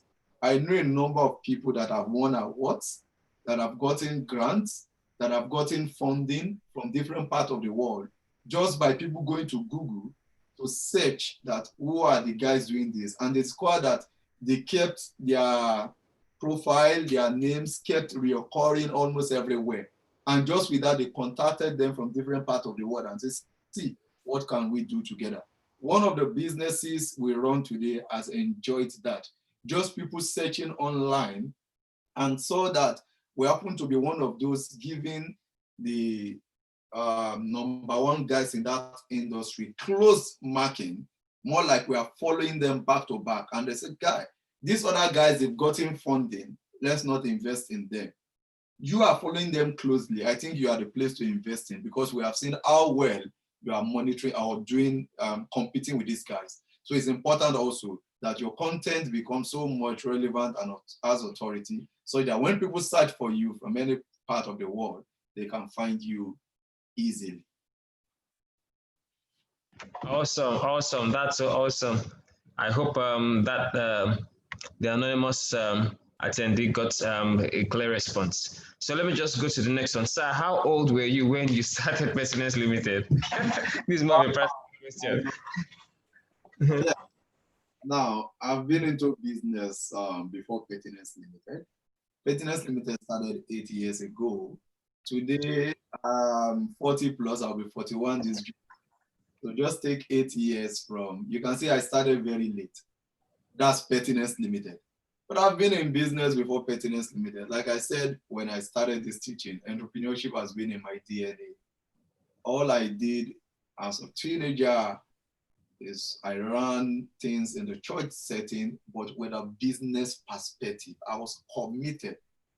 And just like Jesus said in the Bible, I must go about my Father's business. I must walk the walk of He that sent me while it's day. So that same passion I did everything with grew to me. When I was in university as a student, my parents were doing their best to support, but I think I did a lot to ensure that I wasn't a burden to my parents at all, because I was creative in doing little businesses, even while on campus. So it might interest you to hear this, that post-university, I've never earned salary. I worked with organizations post-university, but I was never on salary. I always looked forward to working places where I'll be paid based on my input. We're in the age and time where everybody is looking for salary. I don't know why. And salary will never make you rich. Please take note of that. What you do with salary can make you rich, but salary in itself, because nobody can ever pay you what you are worth. That is the truth. The best of employers will pay you maximum of 20% of whatever you have contributed to the business. It means you are adding so much value to that business, because nobody has employed you to make you rich. Becoming rich, becoming wealthy, it's your own responsibility, and you must understand that. So for me, I had a clear understanding of that from the outset. So I left university and I never opted for a salary job. I was always looking for places where I can work to gain experience, to earn income based on my input in the business. And that grew my mind to manage businesses. So I worked with businesses that succeeded, and I also worked with businesses that failed. So I was able to learn how to do it and how not to do it. So when I got to the business space, it made it easier for me. So I had to tell this story. I don't want you to be under pressure to say, if this person started 8 years ago and he has done this much, then you are, no, but you can, whatever I've done, you can do it in 2 years. You have the capacity, you have what it takes, no problem about that. But I just needed you to see that Pertinence might have started 8 years ago, but I've been in business ever since. And the experiences, the lessons I learned over the years helped the growth of Pertinence Limited. Awesome. Thank you so much for that, sir. I think we can just move to the next one. Sir, do you think the filming industry and music industry will still be alive for years to come? I'm thinking of venturing in them. These questions that are coming, are you sure you're not going to start an entertainment company? Did you say film industry and what? Film industry and music? Yes, and the music, exactly. The filming industry and music industry. Will this still be alive for years to come? Interesting. Now, I don't need to start an entertainment business because nobody I can collaborate with. Interestingly, my business partner, Wisdom Ezekiel, has an entertainment company. He's the owner of Red Eye. And Red Eye is into entertainment. He does a lot Awesome. of he has one of the best studios in the mainland of Lagos, and he's doing entertainment. So if I want to do entertainment, I already have somebody to collaborate with. Awesome. Great together. So, and that's what I said about collaboration. You don't have to start everything. Now, listen to me. When you talk about filming industry, what we are doing right now is filming. I'm sure you are seeing me online from wherever you are in the world. It's filming. In fact, this is the best time for them to try. Everyone in that industry just need to be creative now. That's just it. The filming industry, the music industry has been and will forever be. In fact, if you read your Bible, we read that in the heaven, what happens there is always singing 2-4-7. So even God himself enjoys music. So if you see humans having crave for music, we got it from the God that created. Absolutely. They will always be there. But how creative are you? You need to introduce creativity for you to get people's attention, to be sincere. people's attention lifespan now, man, is going down every day. So you must be doing something unique to make people sit down. Now, there's a day that you have Netflix, for example. There's a season where I know many of us had opportunity to see movies that you could do. Before now, you were so busy, no time for it. But once in a while, you want to unwind, you put on Netflix. You know the number of movies that you have on Netflix. If I ask you this, there are a number of times you choose a particular movie, and in 5, 10 minutes, you just take it off because you feel these guys are not serious. This is not what I want. So creativity helps you get people's attention. What will make people sit down and want to see your movie for 1 hour or 2 hours or 3 hours? You must be making sense. Interestingly, people even sit down for what do you call it? Is this series or episode, season 1, season 2? Even long for the next season to come out. You're waiting for it. When is the next season coming out? It's an industry that is so robust and is relevant all over the world, regardless of where you are in the world. The Nollywood, the Bollywood, the Hollywood, they are there. They are even waxing stronger. But what you need to introduce now is creativity. Creativity. Instead of going into that line, just be creative. Think of something unique. Differentiate yourself. Let people know you for something and amplify that thing. Please amplify what you are known for. It's very important. Don't keep quiet about it. All right, so please take note of that. Be creative about it and amplify it. The next one is, I would like to know the process of becoming one of Mr. Olorunsheyi's mentees. All right. Interestingly, when I started the mentorship platform, I told myself I only wanted to admit 20 people, right? And the first announcement that we made for mentees, over 300 people subscribed. I had to quickly tell them to pull down the, what's it called? The advert that we placed. So what we now did, we wanted to sieve the people so that we'll get the serious ones. So I attached a fee to it. I discovered that people don't value things when they don't pay for it. Now, on each of my mentee, I have invested money, not less than 300% of whatever each of them paid as registration fee on them. I'm not saying resources, raw money that I've invested in them through training, through gifts, through organizing events and like that. That's to let you know that the cost of registration wasn't a drive at all. We used it to sieve people and we gave a deadline. So out of over 300 people, I was glad because not more than 30, maybe about less than 40 people subscribed. And because I needed to give them the quality time, I told my team, I'm not going to admit more people. But along the line, we kept admitting gradually. We even increased the fee for registration. People were still willing to be a part of it. And I think right now we have about 60. And sincerely, we closed the registration because we wanted to pay attention to people. I just want you to look out for, my website is Sunday, olorunsheyi.com, sorry, olorunsheyi.com. I was going to say my email on the website is sunday@olorunsheyi.com. So my website, in the chat section, so they'll just pick it from there. Yeah, OLORUNSHEY. So it's in the chat section now. Yeah, olorunsheyi.com. If you go there, there's mentorship. When you click on mentorship, register. When you register, we'll get in touch with you and let you know if we're able to admit people now. Because like I said, we needed serious people and we want them to be committed.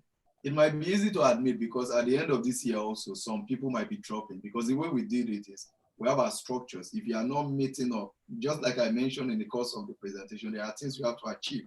Aside that, I must tell you, it's rigorous. I told you that was the template I went through. You need to read that book, Leverage. You will see details of the template.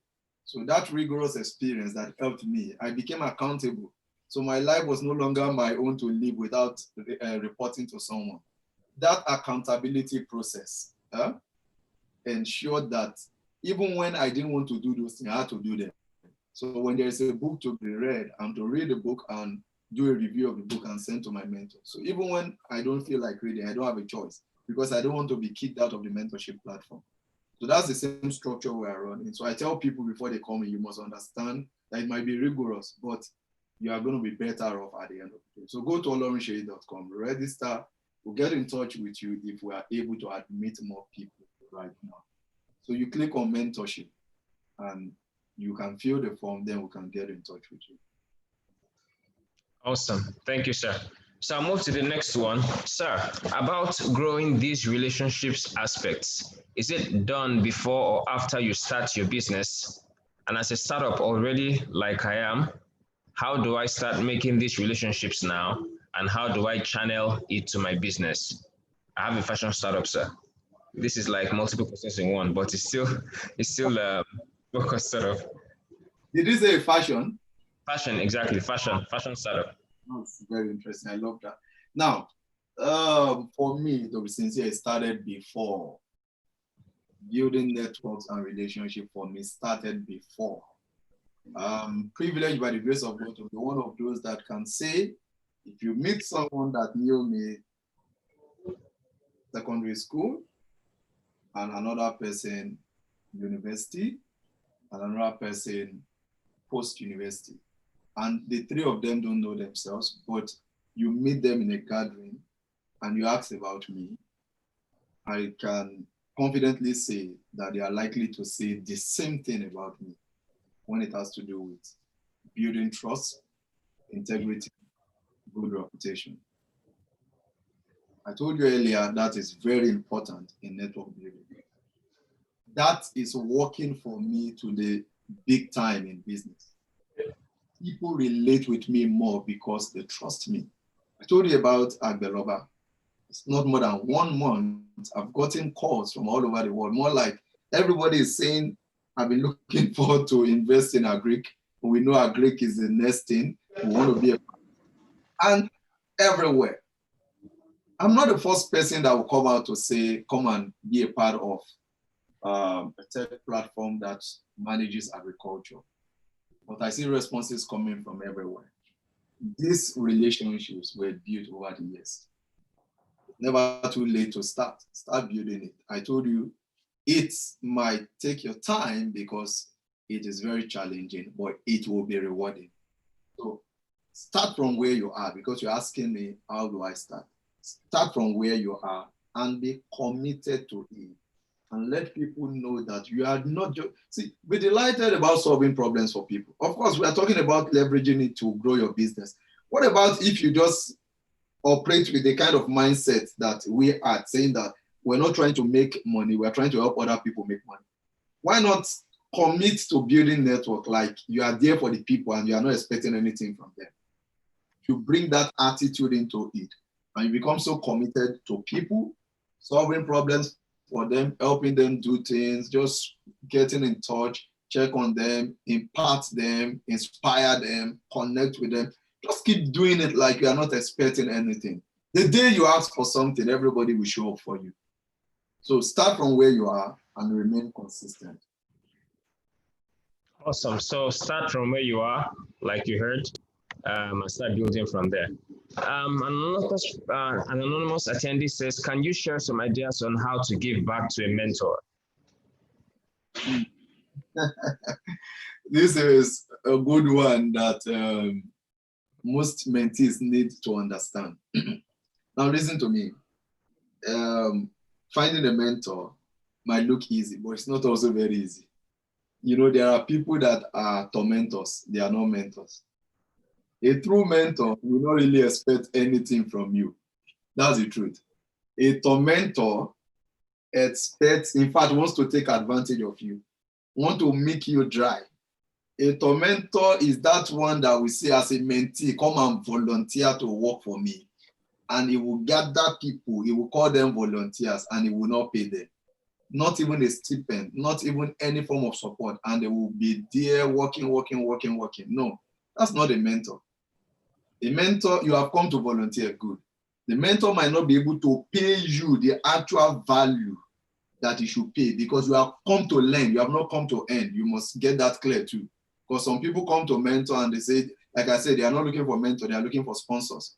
When you approach your mentor, You are not going there to beg. You are not going to ask. If he's not giving you, there's no problem. But when the mentor overuses people and is not, what's it called?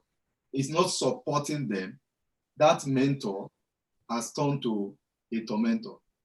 So definitely, when you come to a mentor, you must structure how you want to add value.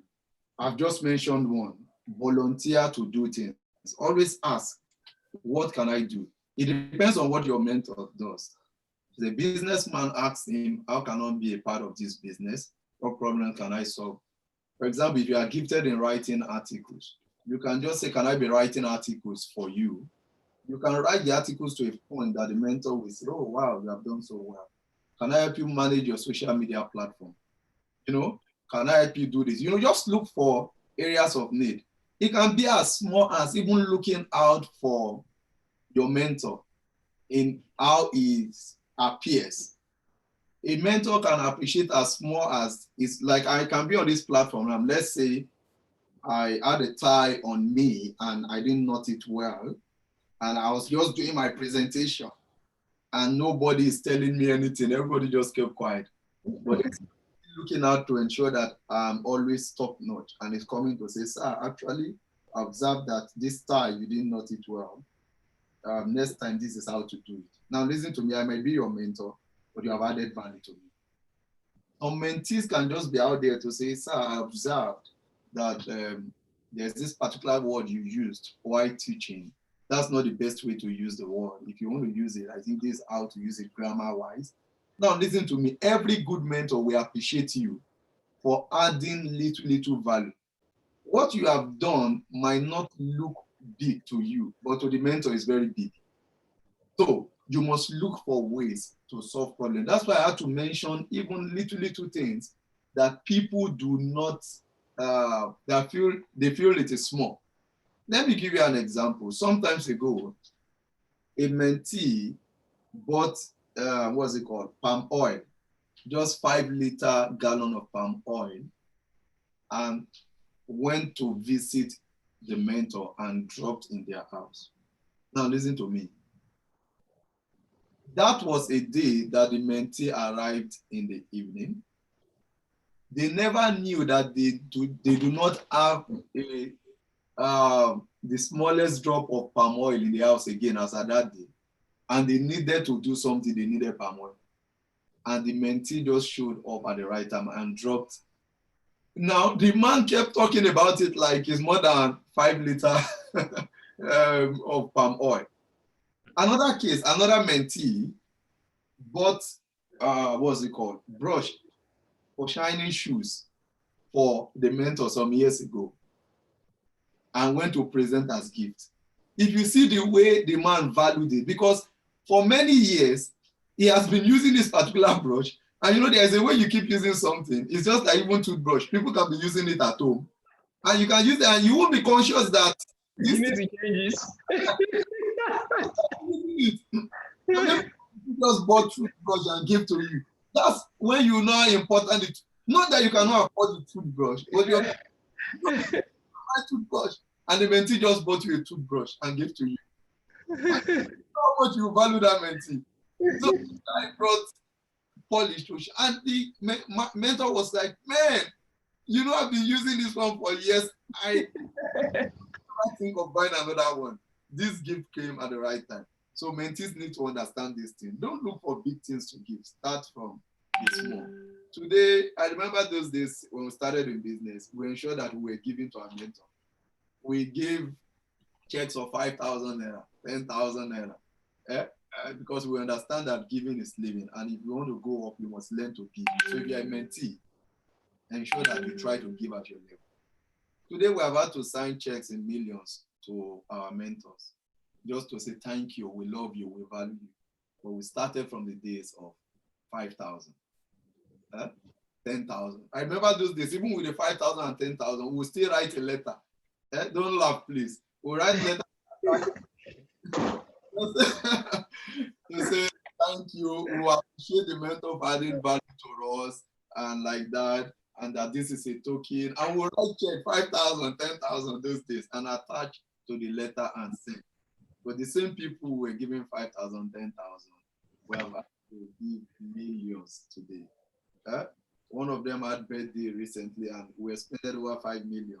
Can you imagine? People are complaining that lockdown and somebody had birthday, we as in the gifts that we sent cost not less than 5 million, the things we did. Not party. You understand? Just to say we love you, appreciate you for the value you have added to our life. So that's to let you know that when you invest in people, when he was investing in us then, what we could do was 5,000. But look at what it's turning out to be today. So ensure that you give. It might be small, but be consistent with it. Awesome. Give and be consistent. Amazing. How do I make my business stable and known at this period? How what?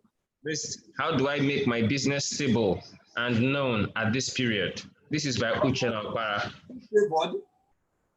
How do I make my business stable and known at this period? Okay. The person that asked this question, if you have been following, I know you'd have picked a few things that we have that will be answers to this question, because stability in this age, because you say in this period, start with how relevant you are technology-wise. If you are talking about this period, because most of the things you want to do now needed technology for you to drive it. So that is one major key, because I've seen people that their businesses, they started it in just one small corner in their room. And yet, I'm sitting in just a corner, a small office I set up for myself now. And I tell you, from here, I'm reaching all over the world. I'm doing big businesses. I'm closing deals. Why? Technology made it easy for me. So the same way, you must look at how you can adopt technology into your business. That is very key. And of course, when you talk about relevance, we have thought about building network, because I will not want to go over all of those things again. Everything that has been discussed about network building helps stability of your business, helps the relevance of your business. I've also discussed digital strategy today. The things I said about digital strategy, look at your kind of business, look at your audience, create the right content for them, and keep feeding them with the content and be consistent. What I've been saying has to do with consistency, because I discovered that one of the major challenges that startups have is that we are not consistent. They start something today, is not working, they drop it, they start another one. This one is not working, they drop it, they start. I'm not saying you should always stick to everything that does not work. But at the same time, it's not everything that does not work that will not work. So you must understand that. So stay consistent. Let it be that the people that you told about what you are doing 5 years ago that could not afford you then, or could not afford, when they come back 5 years later, mind you, when you told them they wanted to, but you didn't know the reason why. That's why you must be able to classify your audience. Those that will not buy from you, no matter what you do, that's one. Those that can, those are the people that can buy, but they will not buy, right? But you also have the people that can, that want to buy, but right now they cannot because they can't afford it. Of course, and you have people that can buy and they want to buy from you. Once you know these three people, most people might fall in the region of those that want to buy, but they can't buy now because they can't afford you. When they can afford you, they will remember and come back to you. If they don't meet you there, they buy from somebody else because you are inconsistent. So I talk to entrepreneurs these days, and one major message that I preach is the message of consistency. Just stay there and keep giving it the best. Someday, somehow, the people that you have spoken to over the years, they will come back and look for you. Make sure they find you doing that business. I'm not saying you should not add other things, but once you have your vision set out, you know the primary reason why you are in business. Focus on it. You can do side things just for sustainability, but never leave the primary reason why you are in business. Awesome. Awesome. So someone is asking here, I see you have set up an home office. How do you balance spending time with the family and work time? How do you strike the balance? I think you do very well. You know, I'm somebody that love family so much. So they are always what I call happy distractions. So even though I work, I have them around like on daily basis. Even when I'm away from the family for months, it doesn't feel like I'm away. In fact, I tell people that anytime I'm away from my family, we even get to communicate more than when I'm with them. How do I mean in terms of extended conversation? So for me, I've been able to segment my life. Family to me is part of business. I believe that if I don't have a stable home, then I might not have a stable business. So I focused on building strong family ties with my wife and my children. So they always want me around at all times. Even though I have a small home office here right now that I'm with them, they understand that when they start, I work hard and I play hard. So when it's time to play also, we play very well. So once you are able to structure the time, and I tell people at times, it's not quantity time you need with your family, it is quality time. Because if you are a global person that is doing well, you'll be very busy. You might not have quantity of time. But you see the time you spend with them, make it quality. Make them look forward to seeing you at all times. And I think that's what I've been able to do. So when I'm around the home, when I'm working, they know I'm working. But I also allow room for some, like I said, what I call happy distraction, little distraction. For example, when we're going to start, because as at when we started, it was 8 a.m. here, 1 p.m. in Nigeria.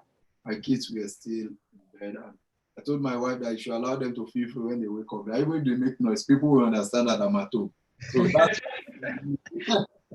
that's the kind of flexibility. So I told them, you don't have to sedate them to keep sleeping because of me. People will understand that I'm at home. So you must create that kind of environment around your family such that the time that you are with them, make it quality, make it quality. And that's what I've been able to do. I love my wife and I love her passionately, and I'm committed to the relationship. We are not in a marriage seminar. If I had to share my experience in marriage, is another very interesting one, very lovely one, but we're not doing that now. Does that mean there are no challenges? There are challenges. So if I speak about business, I tell you the challenges. When I come to marriage also, I tell people reality, the possible challenges and how to navigate through it and become better in managing your spouses and having the best of fun, like some of us, like we're having right now. So I'm able to balance it. That's the summary of it. Quality time is Awesome. I think we'll engage in a special session on on relationship and marriage. That would be awesome. So someone else is asking, so how do I get your books like now? good. Um, Technology has evolved things. I know I have two books, but one of them is on Amazon. That's Leverage. Leverage is on Amazon. It has always been there. You can get it. Of course, if you are buying from Nigeria, the price might be a bit high when you are ordering online. But I have my book available. It's on Amazon, so you can check Leverage. Let me pick. And I have the other book that is not yet on Amazon yet. That's from Slum to Significance. This was published last year, July, when I turned 40, and I have more like the story of my life from cradle to when I turned 40. So from slum to significance, the capital G factor, very interesting. And they say the secret of great men is in their stories. So then I've leveraged how I gained global relevance through mentorship. We have this on Amazon, you can order. But for hard copies, we have numbers that you can call. And when you call those numbers, you can order. You can go online also, my website, order. If you order for hard copy, we deliver to you. That's olorunseye.com. And if you ask for soft copy, I also have audio books also that you can order for online. And I think if you go to my website, yeah, you'll find the phone numbers on my website, olorunseye.com, and you can call those phone numbers and place order, and it will be delivered to you. So for now, I have these two books published hard copy, and the soft copy of this is on Amazon. This will get on Amazon very soon. So that's how. Awesome. So just in addition to that, to our attendees, because I know someone asked a question the other time on how do I get the book Leverage? Kindly engage the phone numbers on the olorunseye.com website, and someone attend to you. Someone is asking, if I refuse to sell on credit to my customers, can it affect my relational capital? Now, when it comes to selling on credit, it depends on the kind of business that you do. There are some businesses that is even credit driven. So if you are not doing credit, you are not in business. Or if you're in a business where credit can kill your business, then you have to be very careful. There's this word that people normally say that the customer is king. That is very correct. But the one I do not agree with is that customers are always right. The customer is always right. That's not totally correct. Because there are times that the customers might go wrong, but you are not to come out straight to tell the customer that you are wrong. You are meant to educate the customer about whatever the customer is doing that is wrong. The same way, if selling on credit is going to kill your business, you mustn't, because that they say customer is always right, keep selling on credit. That's a sustainability risk. And you have to remain in business to serve that customer. Not just that customer, but many other customers that are looking forward to you serving them. So if the nature of your business is such that too much credit can kill the business, then you have to profile your customers. For example, somebody that has an history of not paying back, and you know, and you keep selling to that person, then you are playing with your business.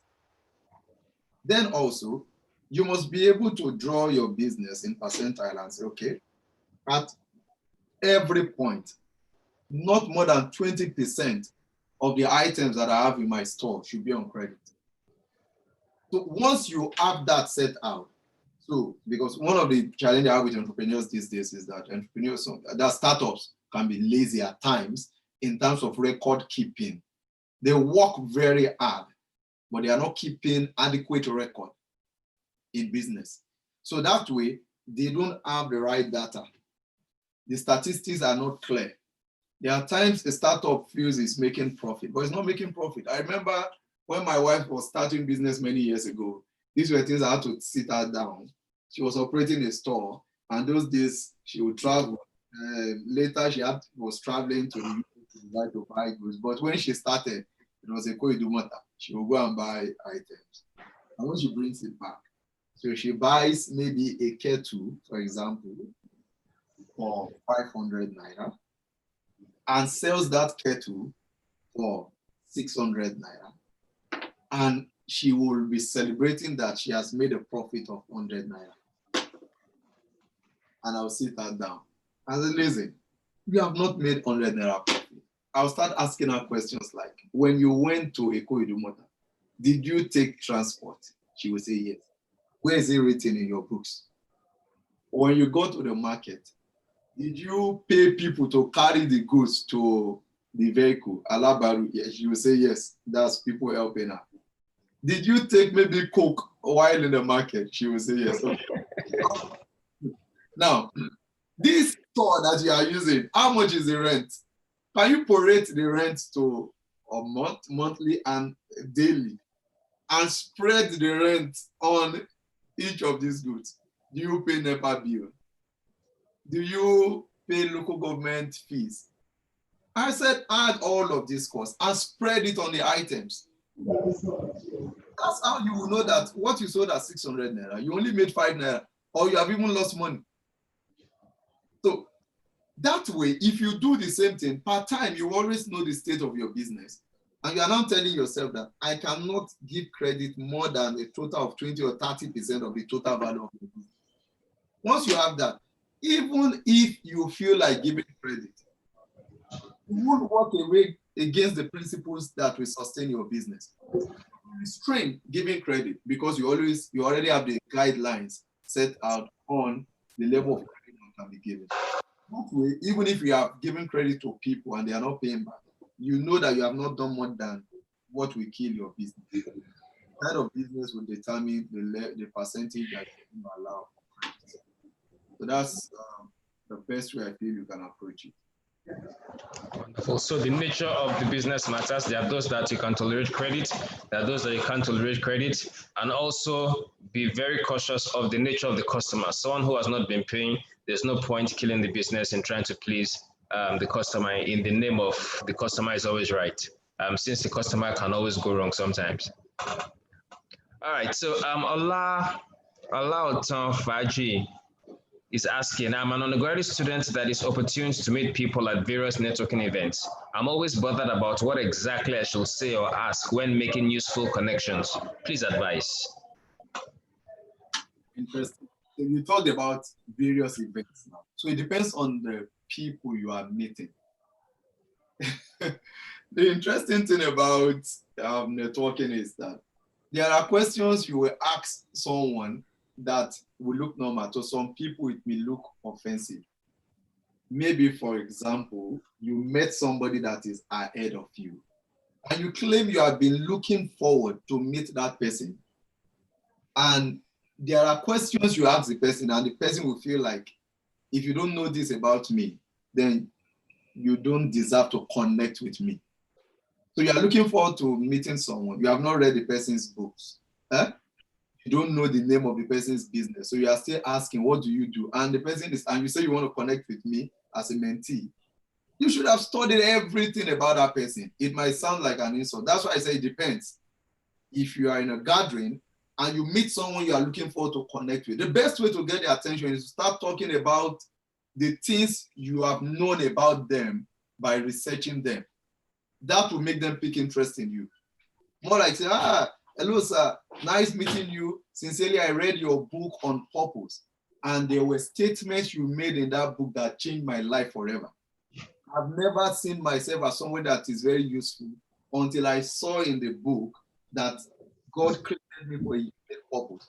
You made it clear in that book that I am wired for my purpose, that I am unique for my purpose. You made it clear that anybody taller than me is too tall. Anybody shorter than me is too short.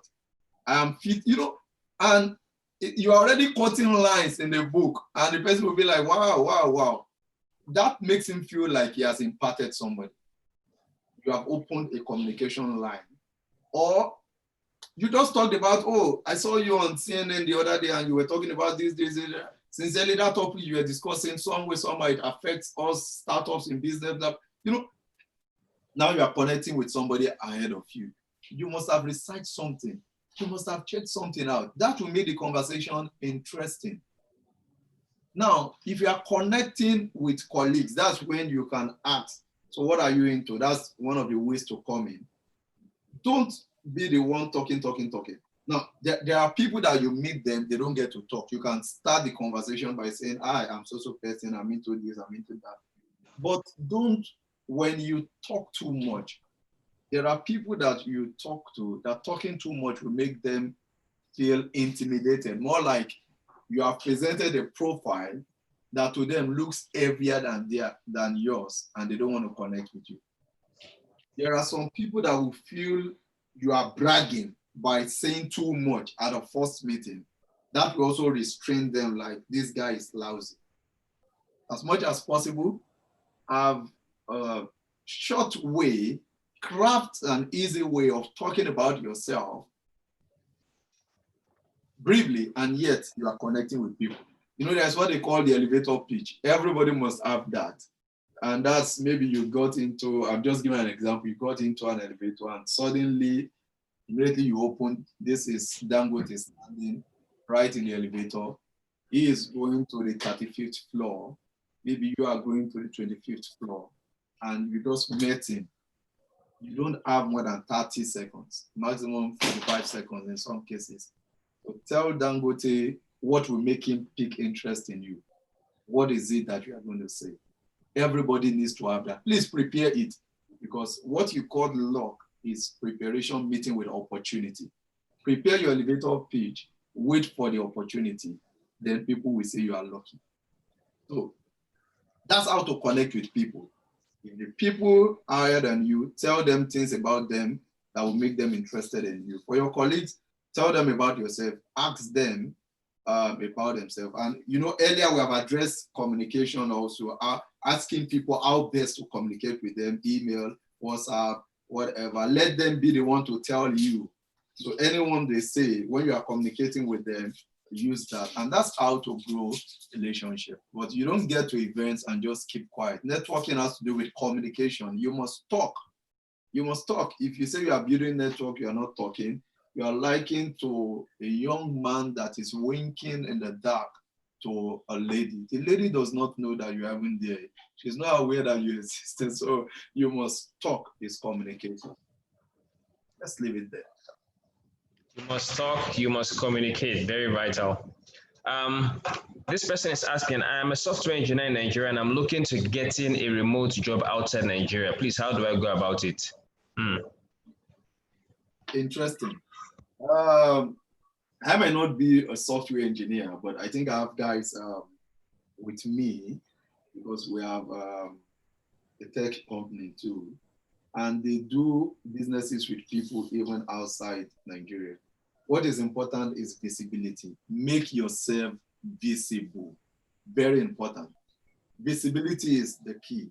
So if you're a software engineer here, and I'm in Nigeria, I'm in Canada, and I cannot find you online, how can I do business with you? How can you get jobs? So it starts with, what are the contents you have, or what are the things you have done, or that you can do? You must learn to market your skills. That is one. The kind of people that will be interested in your service, where are they? Where are they? You must know where they gather, where they meet online. Then do everything possible to break into that place by ensuring that you consistently amplify the things you do before their faces. Like I said, SEOs has grown, that search engines has grown to the point that all over the world today, people type in several phrases looking for different things. The people that will always come top in terms of visibility are people that have relevant content, have been consistent with those relevant content to the point that they have turned authorities. That way, Google will always move them, or search engines will always move them up and make them easily findable. So if you're a software engineer, technology should be what you eat and drink and breathe every day. So you must be able to use it to your own advantage. But visibility is the key. Make yourself visible on all platforms. It takes a process. If you observe, I think one word that has been, that I've mentioned the most today is consistency. You need to be there over and again. People will find you from anywhere in the world because, like I said, millions of searches are going on every day online. People are looking for you, but you might not know they are looking for you. But if you are not visible, they will never find you. So make yourself visible. Be deliberate about it. Now, let me say this. Most young people today, we're always in a hurry to achieve things. I have this principle. Whatever you want to achieve in life, if you give it 5 years of consistency, you will achieve that thing. As in, you are doing that thing consistently for 5 years. But the challenge is people do it for a little while and they give up, or they reduce the efficacy with which they do those things and they lose relevance.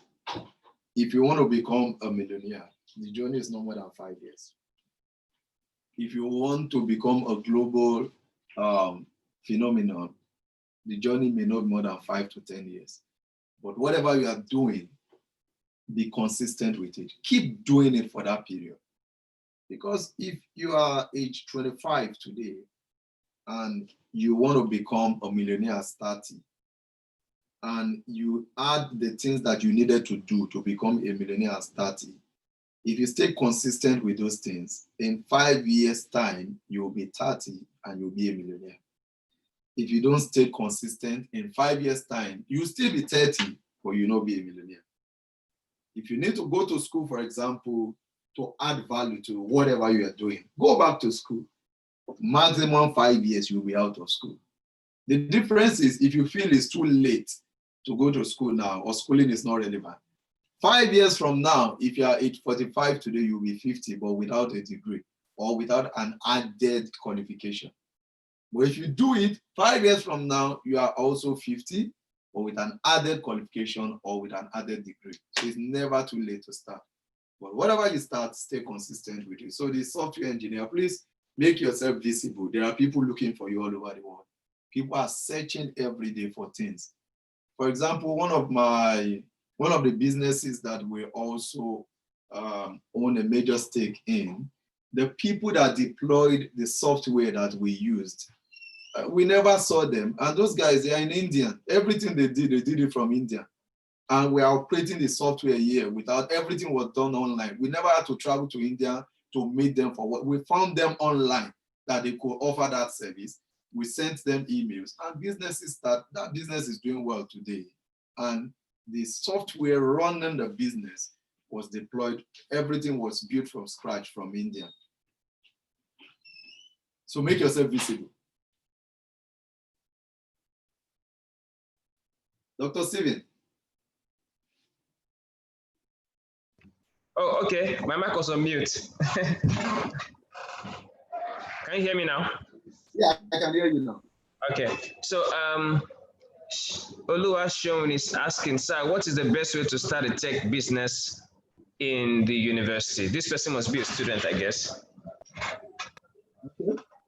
Now, what we need to understand is when you talk about tech business, we have the guys that have the technical skills and we have the guys that have the business skills. So you don't have to be a technical guy to start a tech business. Any business whatsoever, because you said a tech business. So I don't know your antecedent. If in school, if you are doing anything that has to do with technology, I wouldn't know.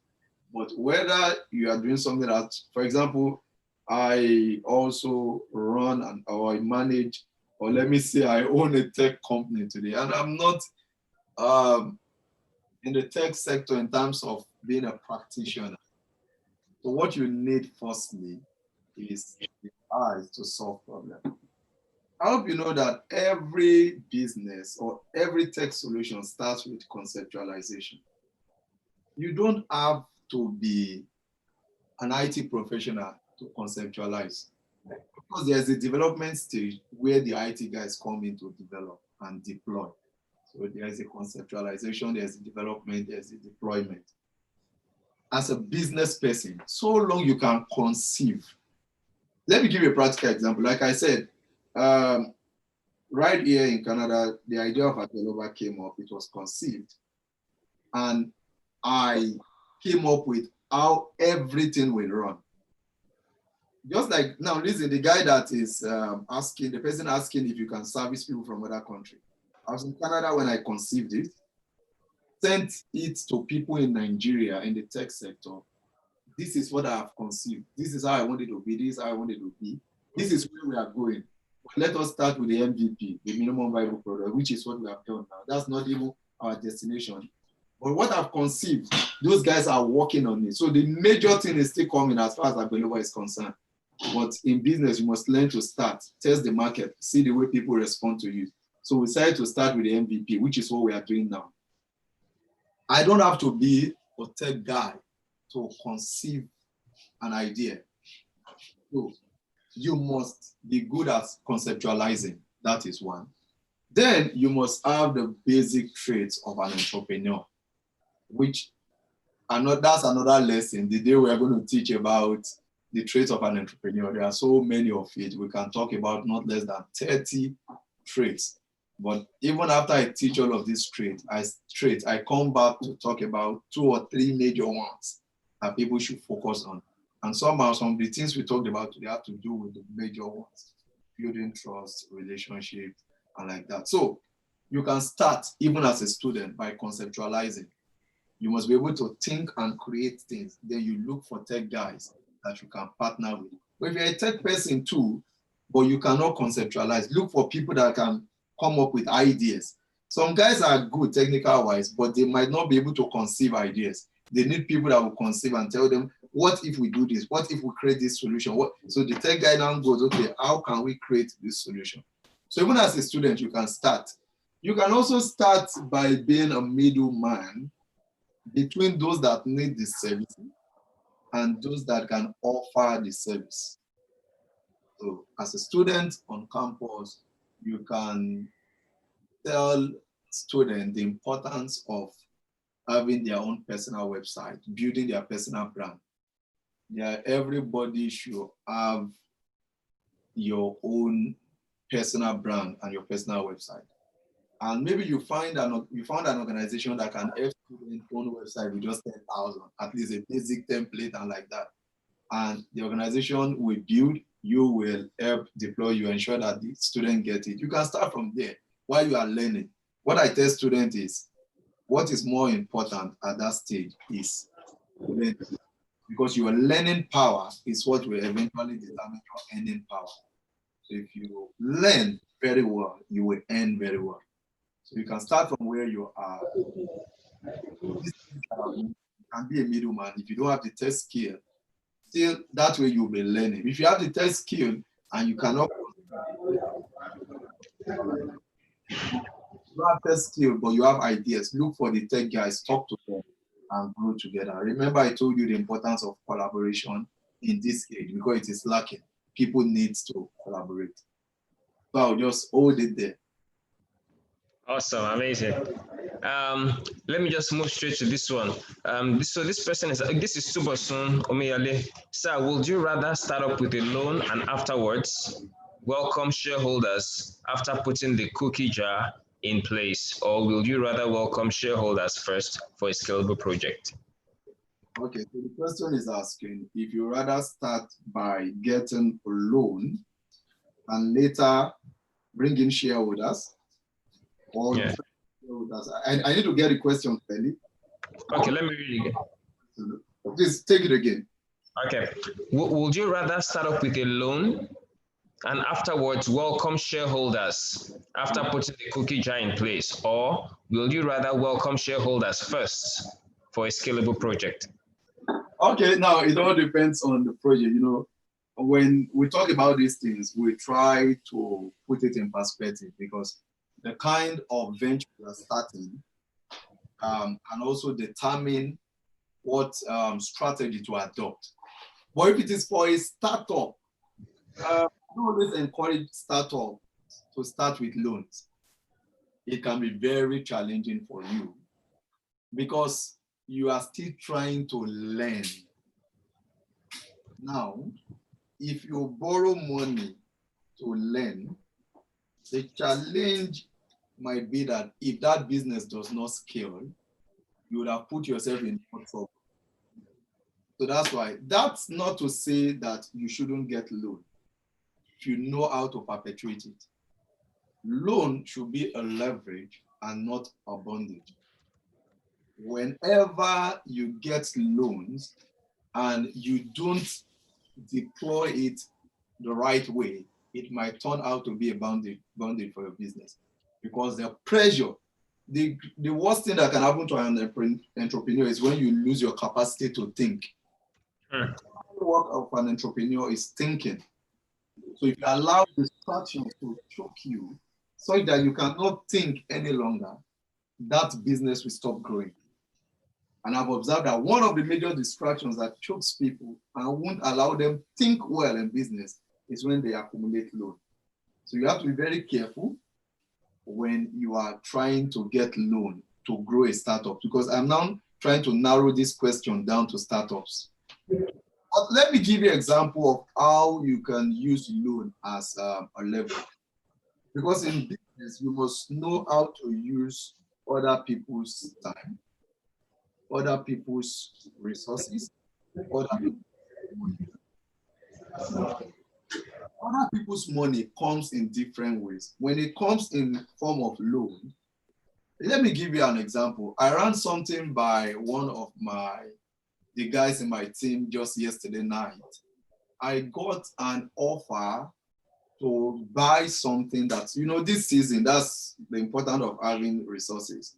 Somebody wanted to sell something that normally selling that in one of it should normally go for like 6 million naira. That's even if he wants to give away.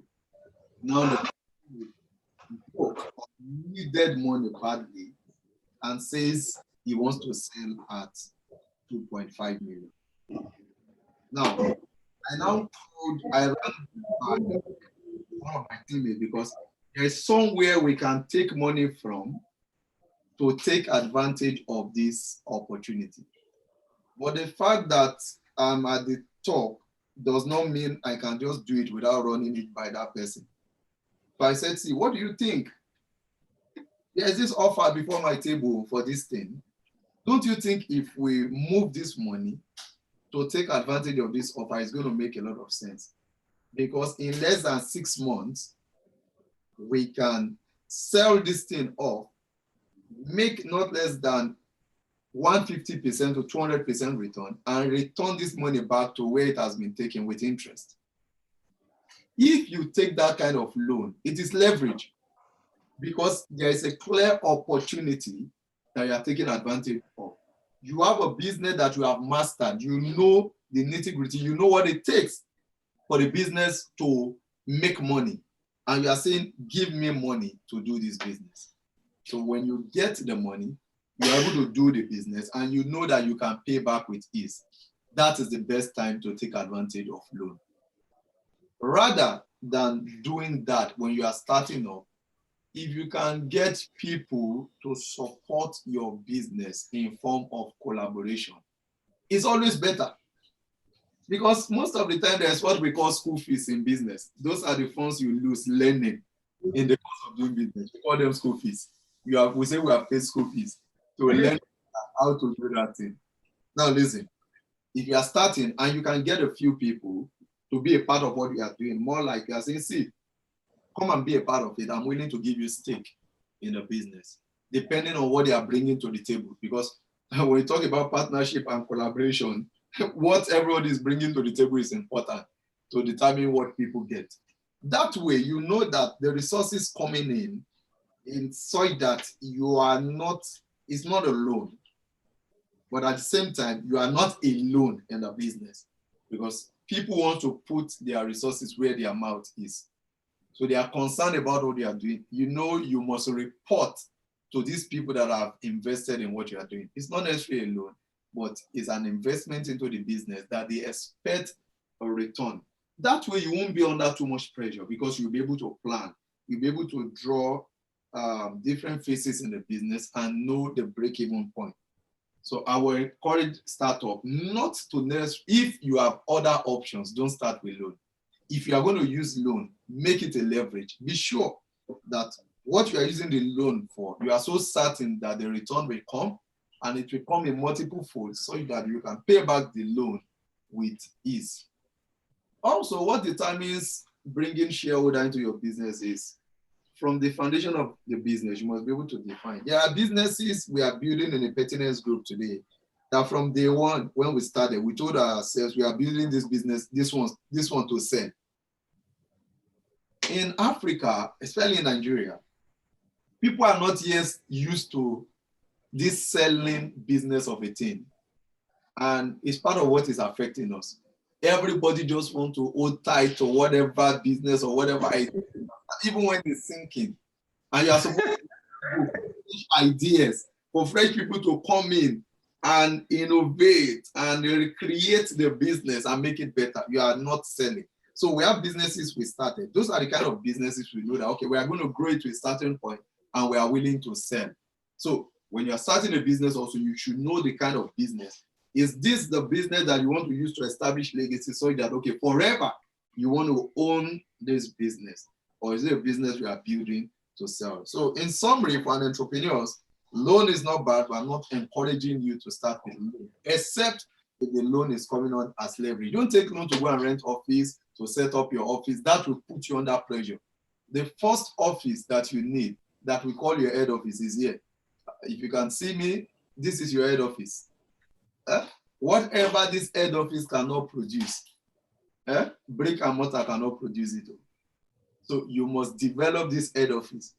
Take loan to invest in this head office. If this one does well, that's when brick and mortar will do well. So it's important that we understand this. So if you have to take loan, take it as a leverage. If not, see how to collaborate with people. I believe in collaboration so much. Amazing. So to attendees, everyone, our head is our head office.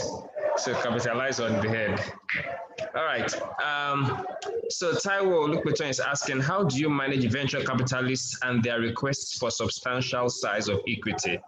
What is the best way to source funding? And how did Pertinence manage equity at startup stage?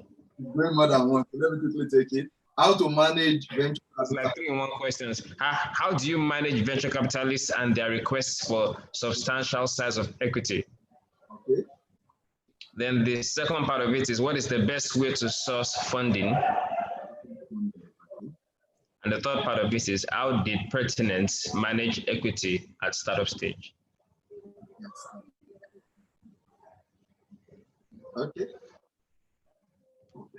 Oh, so the first question is how to deal with what's it called? Venture capitalists. Request for sizable equity. Yesterday, while just relaxing with my wife, we saw a movie together, and exactly that movie addressed this issue.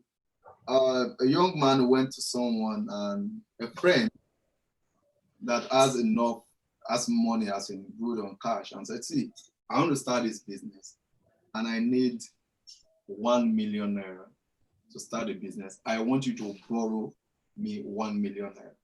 So the guy shared the idea of how with that 1 million that he was going to pay back with interest over so period and like that. So his friend got home and told his wife that, see, my friend said he needs 1 million and see what is shared. This business looks very laudable. But I feel that I should give him 5 million. I should borrow him 5 million instead of borrowing 1 million, because if he's going to borrow 1 million to do this business, if I borrow him 5 million, he will even do better. So as a friend, I want to surprise him by saying, you asked for a loan of 1 million, I'm going to give you a loan of 5 million.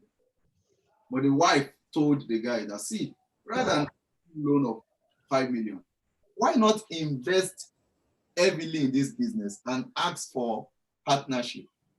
You are saying, now, the guy, then at their next meeting, the friend now told this guy, say, see, I'm not going to borrow you. Rather than borrow you 1 or 5 million, I want to invest 100 million in this business. But this is how it's going to happen. At the end of the day, I get 70% of the return. You get 30% of the return. So the investor wanted 70%. The guy that is going to run the business should get 30%. Now listen to me. The guy got angry with his friend and walked out of his office and saw him like, you are a sadist, you are wicked, you are this. Just to borrow me 1 million, you can't borrow me. You are saying you want to invest 100 million. Is it a crime that I came to share my idea with you? And like that. Now, when my wife and myself watch movies, we always discuss. So that's to pause. Like, this guy is stupid. You wanted 1 million loan, and somebody is saying, see, I'm not giving you loan. I'm putting 100 million. If we sink together. If we succeed together. But at the end of the day, give me 70, you get 30. And the question is, 100% of 1 million and 1% of and 1% of maybe 50 billion. Which one is better? 1% of 50 million. Prefer 100% of 1 million to 1% of 50 billion. That was the exact analysis my wife gave yesterday. Like, this guy must be stupid. So that's to let you know that really venture capitalists can be very demanding. They can look unrealistic. But I've always taught entrepreneurs on negotiation skills. That's a subject for another day, very key. As an entrepreneur, you have to be robust. You must understand the power of negotiation. It's one thing for your venture capitalists to bring something to your table. It's another thing for you to know what you are worth and what you are bringing to the table so that you can negotiate to your advantage. But one thing is important, and that is you starting and making a name first. When you make a name, you may not need that venture capitalist any longer. So if you are at the level of at least making a name, there are things a venture capitalist will bring that you will just have to go with it at times. But if you have options and it is clear to the venture capitalists that there are options, which part of your negotiation skills is to make people see that you have options by making yourself really valuable so that it's obvious that you have options. Once the venture capitalist sees that you don't have options, then he wants you to go by whatever he's saying. And as an entrepreneur, what is left for you is to be able to negotiate to your advantage. And that I can't go on to discuss negotiation today because that's another subject on its own. So you must learn negotiation skills and keep emphasizing and amplifying the value that you are bringing. That way, the person at the other end of the table will want it to be a win-win.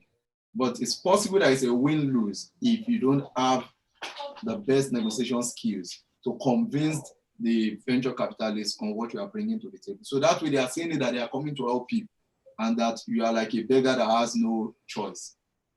That's on that, negotiation skills, the value you are bringing to the table.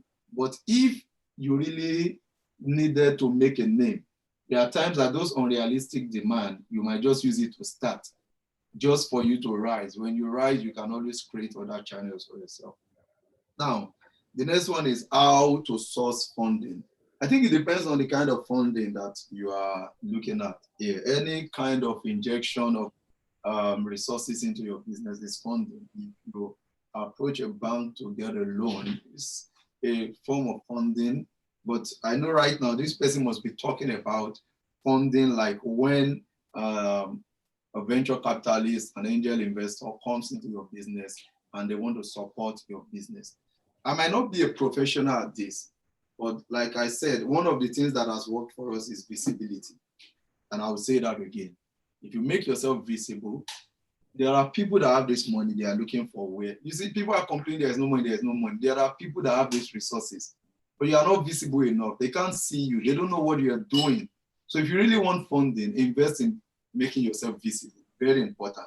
That's the shortcut to getting funding, because that way, even people that you do not know will find you. And once they locate you, they will reach out to you and say they want to be.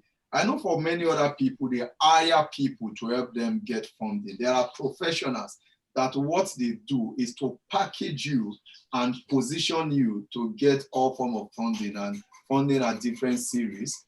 I'm not a professional at packaging people for funding, but organically, I know that if you are very visible, people that have money will look for you and they want to be a part of your venture. So if you can focus on this, so these two strategies, focus on visibility, then look out for people. There are people, they are professionals. But the problem I have, especially in Nigeria, is I've seen so many people being swindled. I've seen fraudulent cases of people saying, we want to help you get funding, and they get money from it. That's why you have to be extremely careful. Anybody asking to get funding for you and is asking for unreasonable amount and you have to pay before you get the funding, then something is wrong somewhere. But if they are willing to work with you and say, we are sure of getting this funding, but when we get this funding for you, we'll get XYZ commission. Don't now factor their commission into the cost of your business. If your business can take care of that commission, then let them go ahead and get funding for you, maybe. But if they are saying pay X amount before we get it, and then what if you don't get it at the end of the day? So that's why you have to be very careful.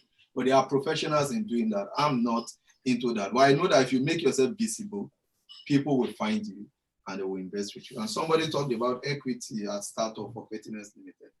Okay, for us, when we're going to start up, a bulk of the equity that we had is ourselves. We were the equity that we brought into the business because there was no any major funding as such.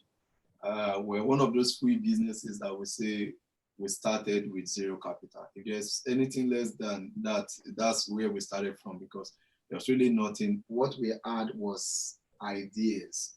And we saw that if we could promote, if we can promote that idea very well, people will respond to us. So we started promoting those ideas with the little platform that we have. For example, what does it take to have a Facebook, an Instagram account? It doesn't cost anything to do that. All you need is you have the same data on your phone that you are using to do other things. Use it to open that account, start talking about what you are doing. We started that way and trying to just write some things, put it on Facebook, talk to people. You know, the worst you can hear from people is no. Prepare your mind for that. So we kept engaging people about what we're doing. So you talk to maybe 50 people and only one response. Don't get tired, keep talking. So we kept engaging people. So there wasn't really a kind of what's it called, funding in terms of financial equity that came when we were starting. But as we kept sharing our dream with people, funding started coming through the businesses that we're doing. And that was how we started scaling and grew to this level. So our startup equity was more of the things we had that we brought to the table. So that's why up till now, Wisdom Ezekiel and Sunday Olorunseye is still the primary owners of the Pertinence Group, because for us, we did not get anybody injecting fund into the business. People normally ask us, who is your godfather? And we tell them we have Godfather. We don't deny it, but our Godfather is God the Father. He's in the heaven. That's our Godfather in business. So, and that was how we grew. I'll just stop it there, Dr. Stephen. Yes, thank you so much, sir. So just two more and we'll be done with the Q&A session. I will go straight to this one. Good afternoon, sir. Please, how can digital online technology be used to foster marketing/sales of whether table or pure water businesses? How can digital online technology be used to market or sell water, whether table or pure water? Okay. Now, to be sincere with you, the product you want to sell using a digital strategy, online strategy, it's a common product. When I say common, we have too many people in the pure water or water business. You must have a unique strategy of breaking into the market digitally. Now, a particular company, let me just do cheap advert for them, came out selling water. And some people would have seen Lasena. The same water, but they started promoting it on pH level, this, that, and that.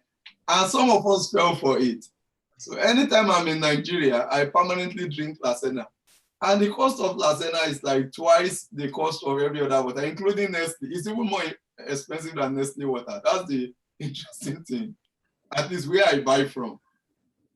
But they supply it to me regularly because of what they have told me about the water. Is it not the same water? Or somebody make it? So if you want to use a digital strategy, for you to be findable, for example, with SEOs, you must add something to that your water that is different. Is it lemon water you want to say? You must be creative. Look for something unique. For example, these days, people like drinking water, and you see them just slice lemon or so and put in the water. Are you trying to create a water that already has that they don't need to be slicing lemon inside? Your water already has it, and that would be your unique selling proposition. So because now people have heard that when you take a water that has lime inside of it, and maybe it calms your body, it helps you to sleep. So all of a sudden, people keep buying your water because when they want to go to bed at night, they want to take at least one bottle of your water. Because it's difficult to break that market if you don't have something unique. I'm not into the water business. I'm not consulting for you right now. If I were to be consulting for you, I want to sit down and think of, okay, what are the unique ways? What uniqueness can we add to our own water? So that when people go online to search for water, especially people looking for our kind of water, that feature that we have added, and it keeps recurring, we make people find us easily. Once they find us with that, if we have other brands of things that we sell, we can use that to upsell them and help them see other things that we are doing. So it's important that any digital strategy you want to deploy, first identify your uniqueness. What will differentiate you from every other person? Once you get that, you can now begin to deploy, because water is needed by everybody. So almost every platform that you use digitally will help you promote water. When we talk about digital strategy, simple. It's just using all of the online platforms that are available to promote your business. But what is important is knowing your audience, know where to find your audience, get the kind of content your audience want to see, push those content with them, be consistent with it, to the point that anytime they need any information about, for example, can you imagine just going online and you keep writing reviews about water, different kind of water, this, that, countries, this country has largest amount of water, the importance of water, and you keep doing that, and you did that for 2 years consistently.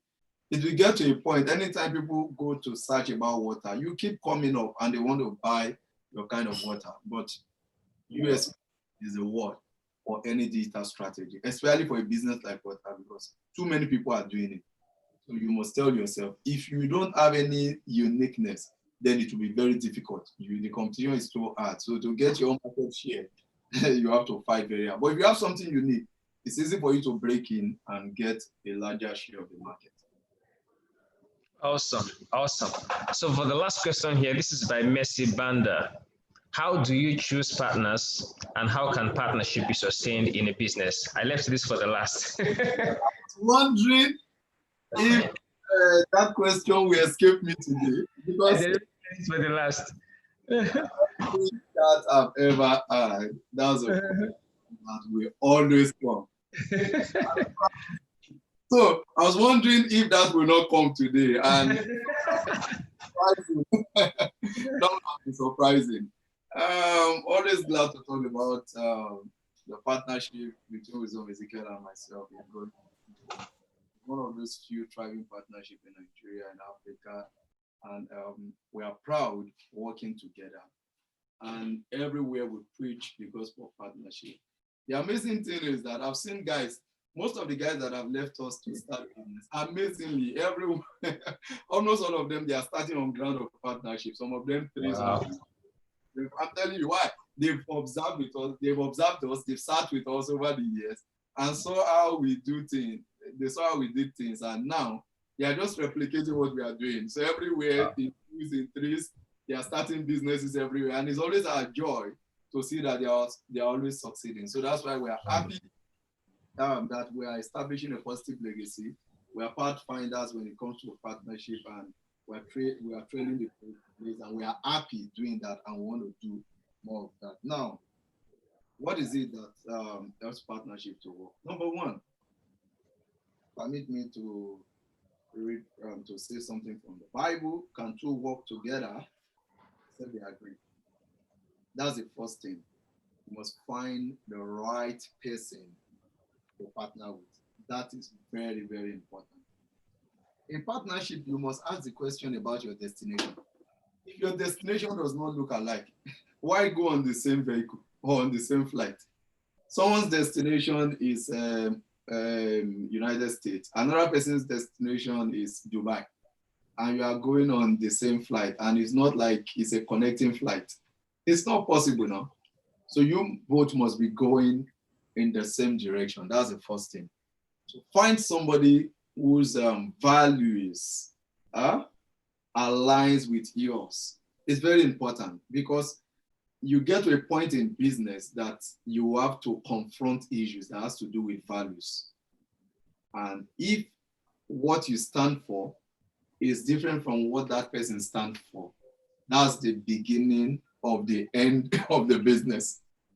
Because there are things that will challenge your values. Your value, what do you stand for? So for example, if you are a person of integrity that will not give bribe, and you choose a partner just because the person is good to start your business, and you got to a point and you were to give bribe, and you are saying, no, we are not giving bribe. And the other person is saying, hey, what's the big deal? I've been doing this all my life. You know, that can cause a problem. That's already a crack in the business.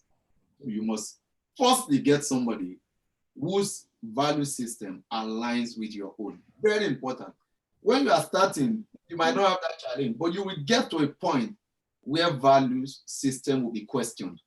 So if you don't have the same value system, don't start a partnership. So for Wisdom Ezekiel and myself, we looked at our value system and it aligned. We are both always said everywhere that we are Christians and we are born again and we love God, and whatever we are doing, we put God first in everything we do.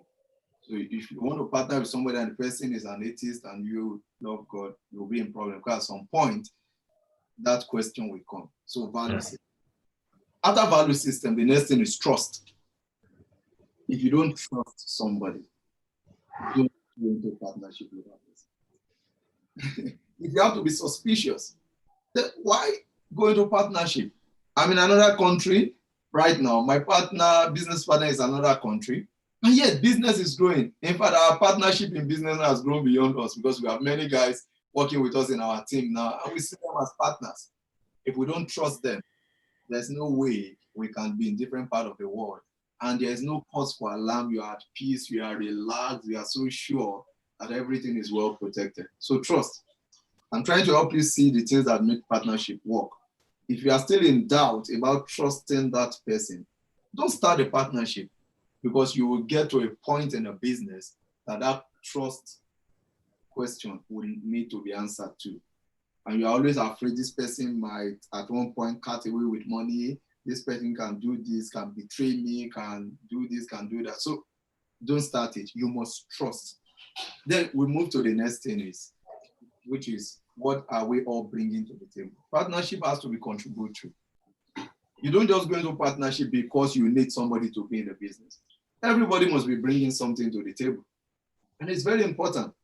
I've seen people that they claim to be in partnership, and you tell yourself maybe one of them is better alone than this partnership, because you can't see contribution. Contribution is not in terms of money, it is in commitment. How committed each party is to the partnership. It's very important. So don't just start partnership because you saw some people doing partnership and it's working. No. Look for people that are committed to what you are doing together. Commitment is very key in any partnership. And the best way to measure that is when you see the things, the person you want to enter partnership with. What has the person done before now? Personally, how committed is that person to his personal life and his dream? If that person is not committed to his personal life and his own dreams, it will be difficult for him to be committed to a partnership. So you must look out for people that are committed. That is very, very important. Of course, it will get to a point in the business, the contributions might not be equal. That's when you need to develop the kind of mindset with which we do our own partnership.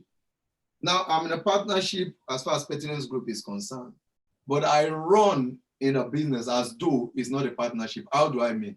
I'm not giving 50% commitment to the business. I'm giving 100%. I'm not waiting for a 50% from Wisdom Ezekiel? No. And I can tell you categorically that for him also, he's not giving 50% to the business. He's giving 100%. And he's not waiting for my 50%. That attitude is very important. You're in a partnership, but you are giving 100%. So at that point, you don't get to any stage that you are feeling like you are putting more than the other person. No. Another thing that is very important is partnership agreement. I see too many people start partnership without solid agreement. The best time to share money is when there is no money.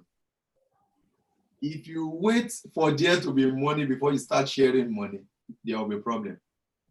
But once you share the money, when there is no money, it will be easier when money starts coming. An example of our own partnership, when there was no money, we shared the money. We already knew what each person should expect from every income the company makes. But when it was small, you knew it. And it started growing big and big and big gradually. That way, there was no question as to what's in there for me in this partnership, because it was spelled out from the beginning. But listen to me, the importance of partnership agreement is because there should be clauses. For example, when we started business, part of the clause that we have in the business, we told ourselves, this is unique to us. You don't have to adopt it. We wanted to give all to it. So part of the partnership agreement was that we said, for the first 5 years of the business, both of us cannot start any personal business outside this partnership. That both of us should give 5 years to it and suspend any other personal initiative or ideas that we have to make this work. That at the 5th anniversary of the business, if you want to start anything, you can start. So you might be wondering now that I have businesses running. In the course of this conversation, I told you Wisdom Ezekiel also has an entertainment company. I've told you I do consulting. I have a Greek business, chain stores. When you add the profile, we're talking about shop at discount. You know, it's an e-commerce business. There's also a chain store where people pick up daily needs, and we sell boutique section and everything. Those are personal businesses to me. But I couldn't start any of this until after 5 years. He couldn't start any business. But listen to me, that 5 years that we gave together to building pertinence gave a solid foundation to the business. And we have been building of that foundation up until now, and we'll keep building. So you must have partnership agreement, and everyone in the partnership must respect the terms. I just gave you one of the clauses in our own agreement. You can create different kind of clauses in your partnership agreement. If you work it this way, what will now be left is maybe patience. You must understand that if you can relate partnership agreement to marriages, of course, you see so many marriages experiencing divorce. Many factors are responsible for it, but one major one could be patience. When people are not patient. So the same way, for partnership, you must learn to be patient with one another, because once in a while, you might have party A might do something that will offend party B. You should be able to come out and say, this thing that you did, I do not like it. The person apologizes, you continue. Tomorrow, you might be the one offending. The person tells you, and what is most important, or everybody in the partnership should be focused on a common goal. So when you have argument, let it be that the argument is for the good of the business, not for any personal gain or personal interest. Approaching partnership with all these angles that I've brought to it makes it work. And I really look forward to many more partnerships coming up in Africa, because the problem we're having right now is that people are not collaborating in this age of strategic collaboration. Too many people want to go alone, and you cannot go far going alone. You can go fast, but you may never go far. So they say, if you want to go far, go with people. If you want to go fast, go alone. It's important that we learn to collaborate in this age and time, And the more of that we do, the more result we can achieve, and we can conquer the business world together. Thank you very much. This is so awesome. Can you just hit the raise hand button, everyone, just to applaud Mr. Sunday Olorunseye for this amazing session. Thank you so much. Really excited about this that you shared. I personally have gained a lot from what you've shared. Thank you so much for the wisdom you've shared, particularly from your experience. I've learned about networking, how you can leverage on networking, the importance of partnerships, why we should take advantage of digital and technology, particularly in this time. You innovate or you die, and if you're going to build a business, also consider the importance of knowing how to network with people, whether those ahead of you, those at the same level as you, or those who are your subordinates. In all, people should be considered as assets instead of being transactional with them, and so we can harness those things there. Thank you so much, Mr. Olorunseye. To our attendees, thank you. For those of you who are still around, I believe you have learned a lot. This is an amazing session, long but extremely impactful. I guess that's why a number of you really waited. Thank you so much. By the way, this is also being recorded live on YouTube, and I'm going to make sure it's available on my channel. So anyone who missed this, or you'd like to go recap and catch up with a few things, please go back to my channel on YouTube, Stephen Oluwatobi, and you can go back and refer to the video over there to pick wisdom from what has been shared. And just like as I've been sharing with my team at EduStart recently, we are looking at transcribing some of our sessions and bringing forth ebooks from them so people can always speak in means by which they can converse. So make that available to all of you who attended. But in all, like you can see what Mr. Sunday Olorunseye said, keep learning. Your learning capacity is key to your earning capabilities. I can see even from here that he has a mini library just by the corner of his chair somewhere there. Just to let you know that it's about continuous learning. So please keep learning to our attendees and a lot more. Mr. Sunday Olorunseye, thank you so much. Really appreciate deeply. I'm very, very grateful for this that you've done for us today. I'm extremely excited about what you shared. And as I mentioned, I'm going to connect more deeply because I believe I have a lot of things to learn from you. And I know that we can do a couple of things together. Thank you so much. I really appreciate it. To all attendees, thank you so much. Yes, sir, you were saying something? You said? I said thank you to all the attendees also. I appreciate them. Thank you, sir. Thank you, sir.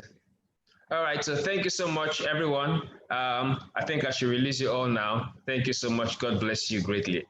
We'll look forward to having an amazing session again on Friday. By Friday, we'll be having Sean Rushewe, who is the head product development team for OPay. OPay has gone through a number of challenges. The Lagos State government kind of stalled their business. They had to revolutionize. We want to know exactly what's going on there. So she's going to be talking about innovation and product development. We'll look forward to seeing you guys on Friday, this Friday. More details to be shared. We'll send to you by email. But in the meantime, just go soak yourself into what we've learned today. You know, it's not just enough to hear once. Just go sit down and immerse yourself and seek to know and do and practice these things that we shared. Because the whole idea of EduStart is to see how we can make and cultivate entrepreneurs and high growth entrepreneurs and talents who can be able to create prosperity, because Nigeria, Africa, the world needs prosperity. And the more of that we can make happen, the more problems we can solve, the more we can make the world a better place, because I think that's why we're here. Thank you so much. Thank you again, Mr. Sunday Olorunseye. God bless you greatly. And now love to your family. Thank you. Thank you. I appreciate you more deeply. Thank you, sir. Bye-bye, everyone.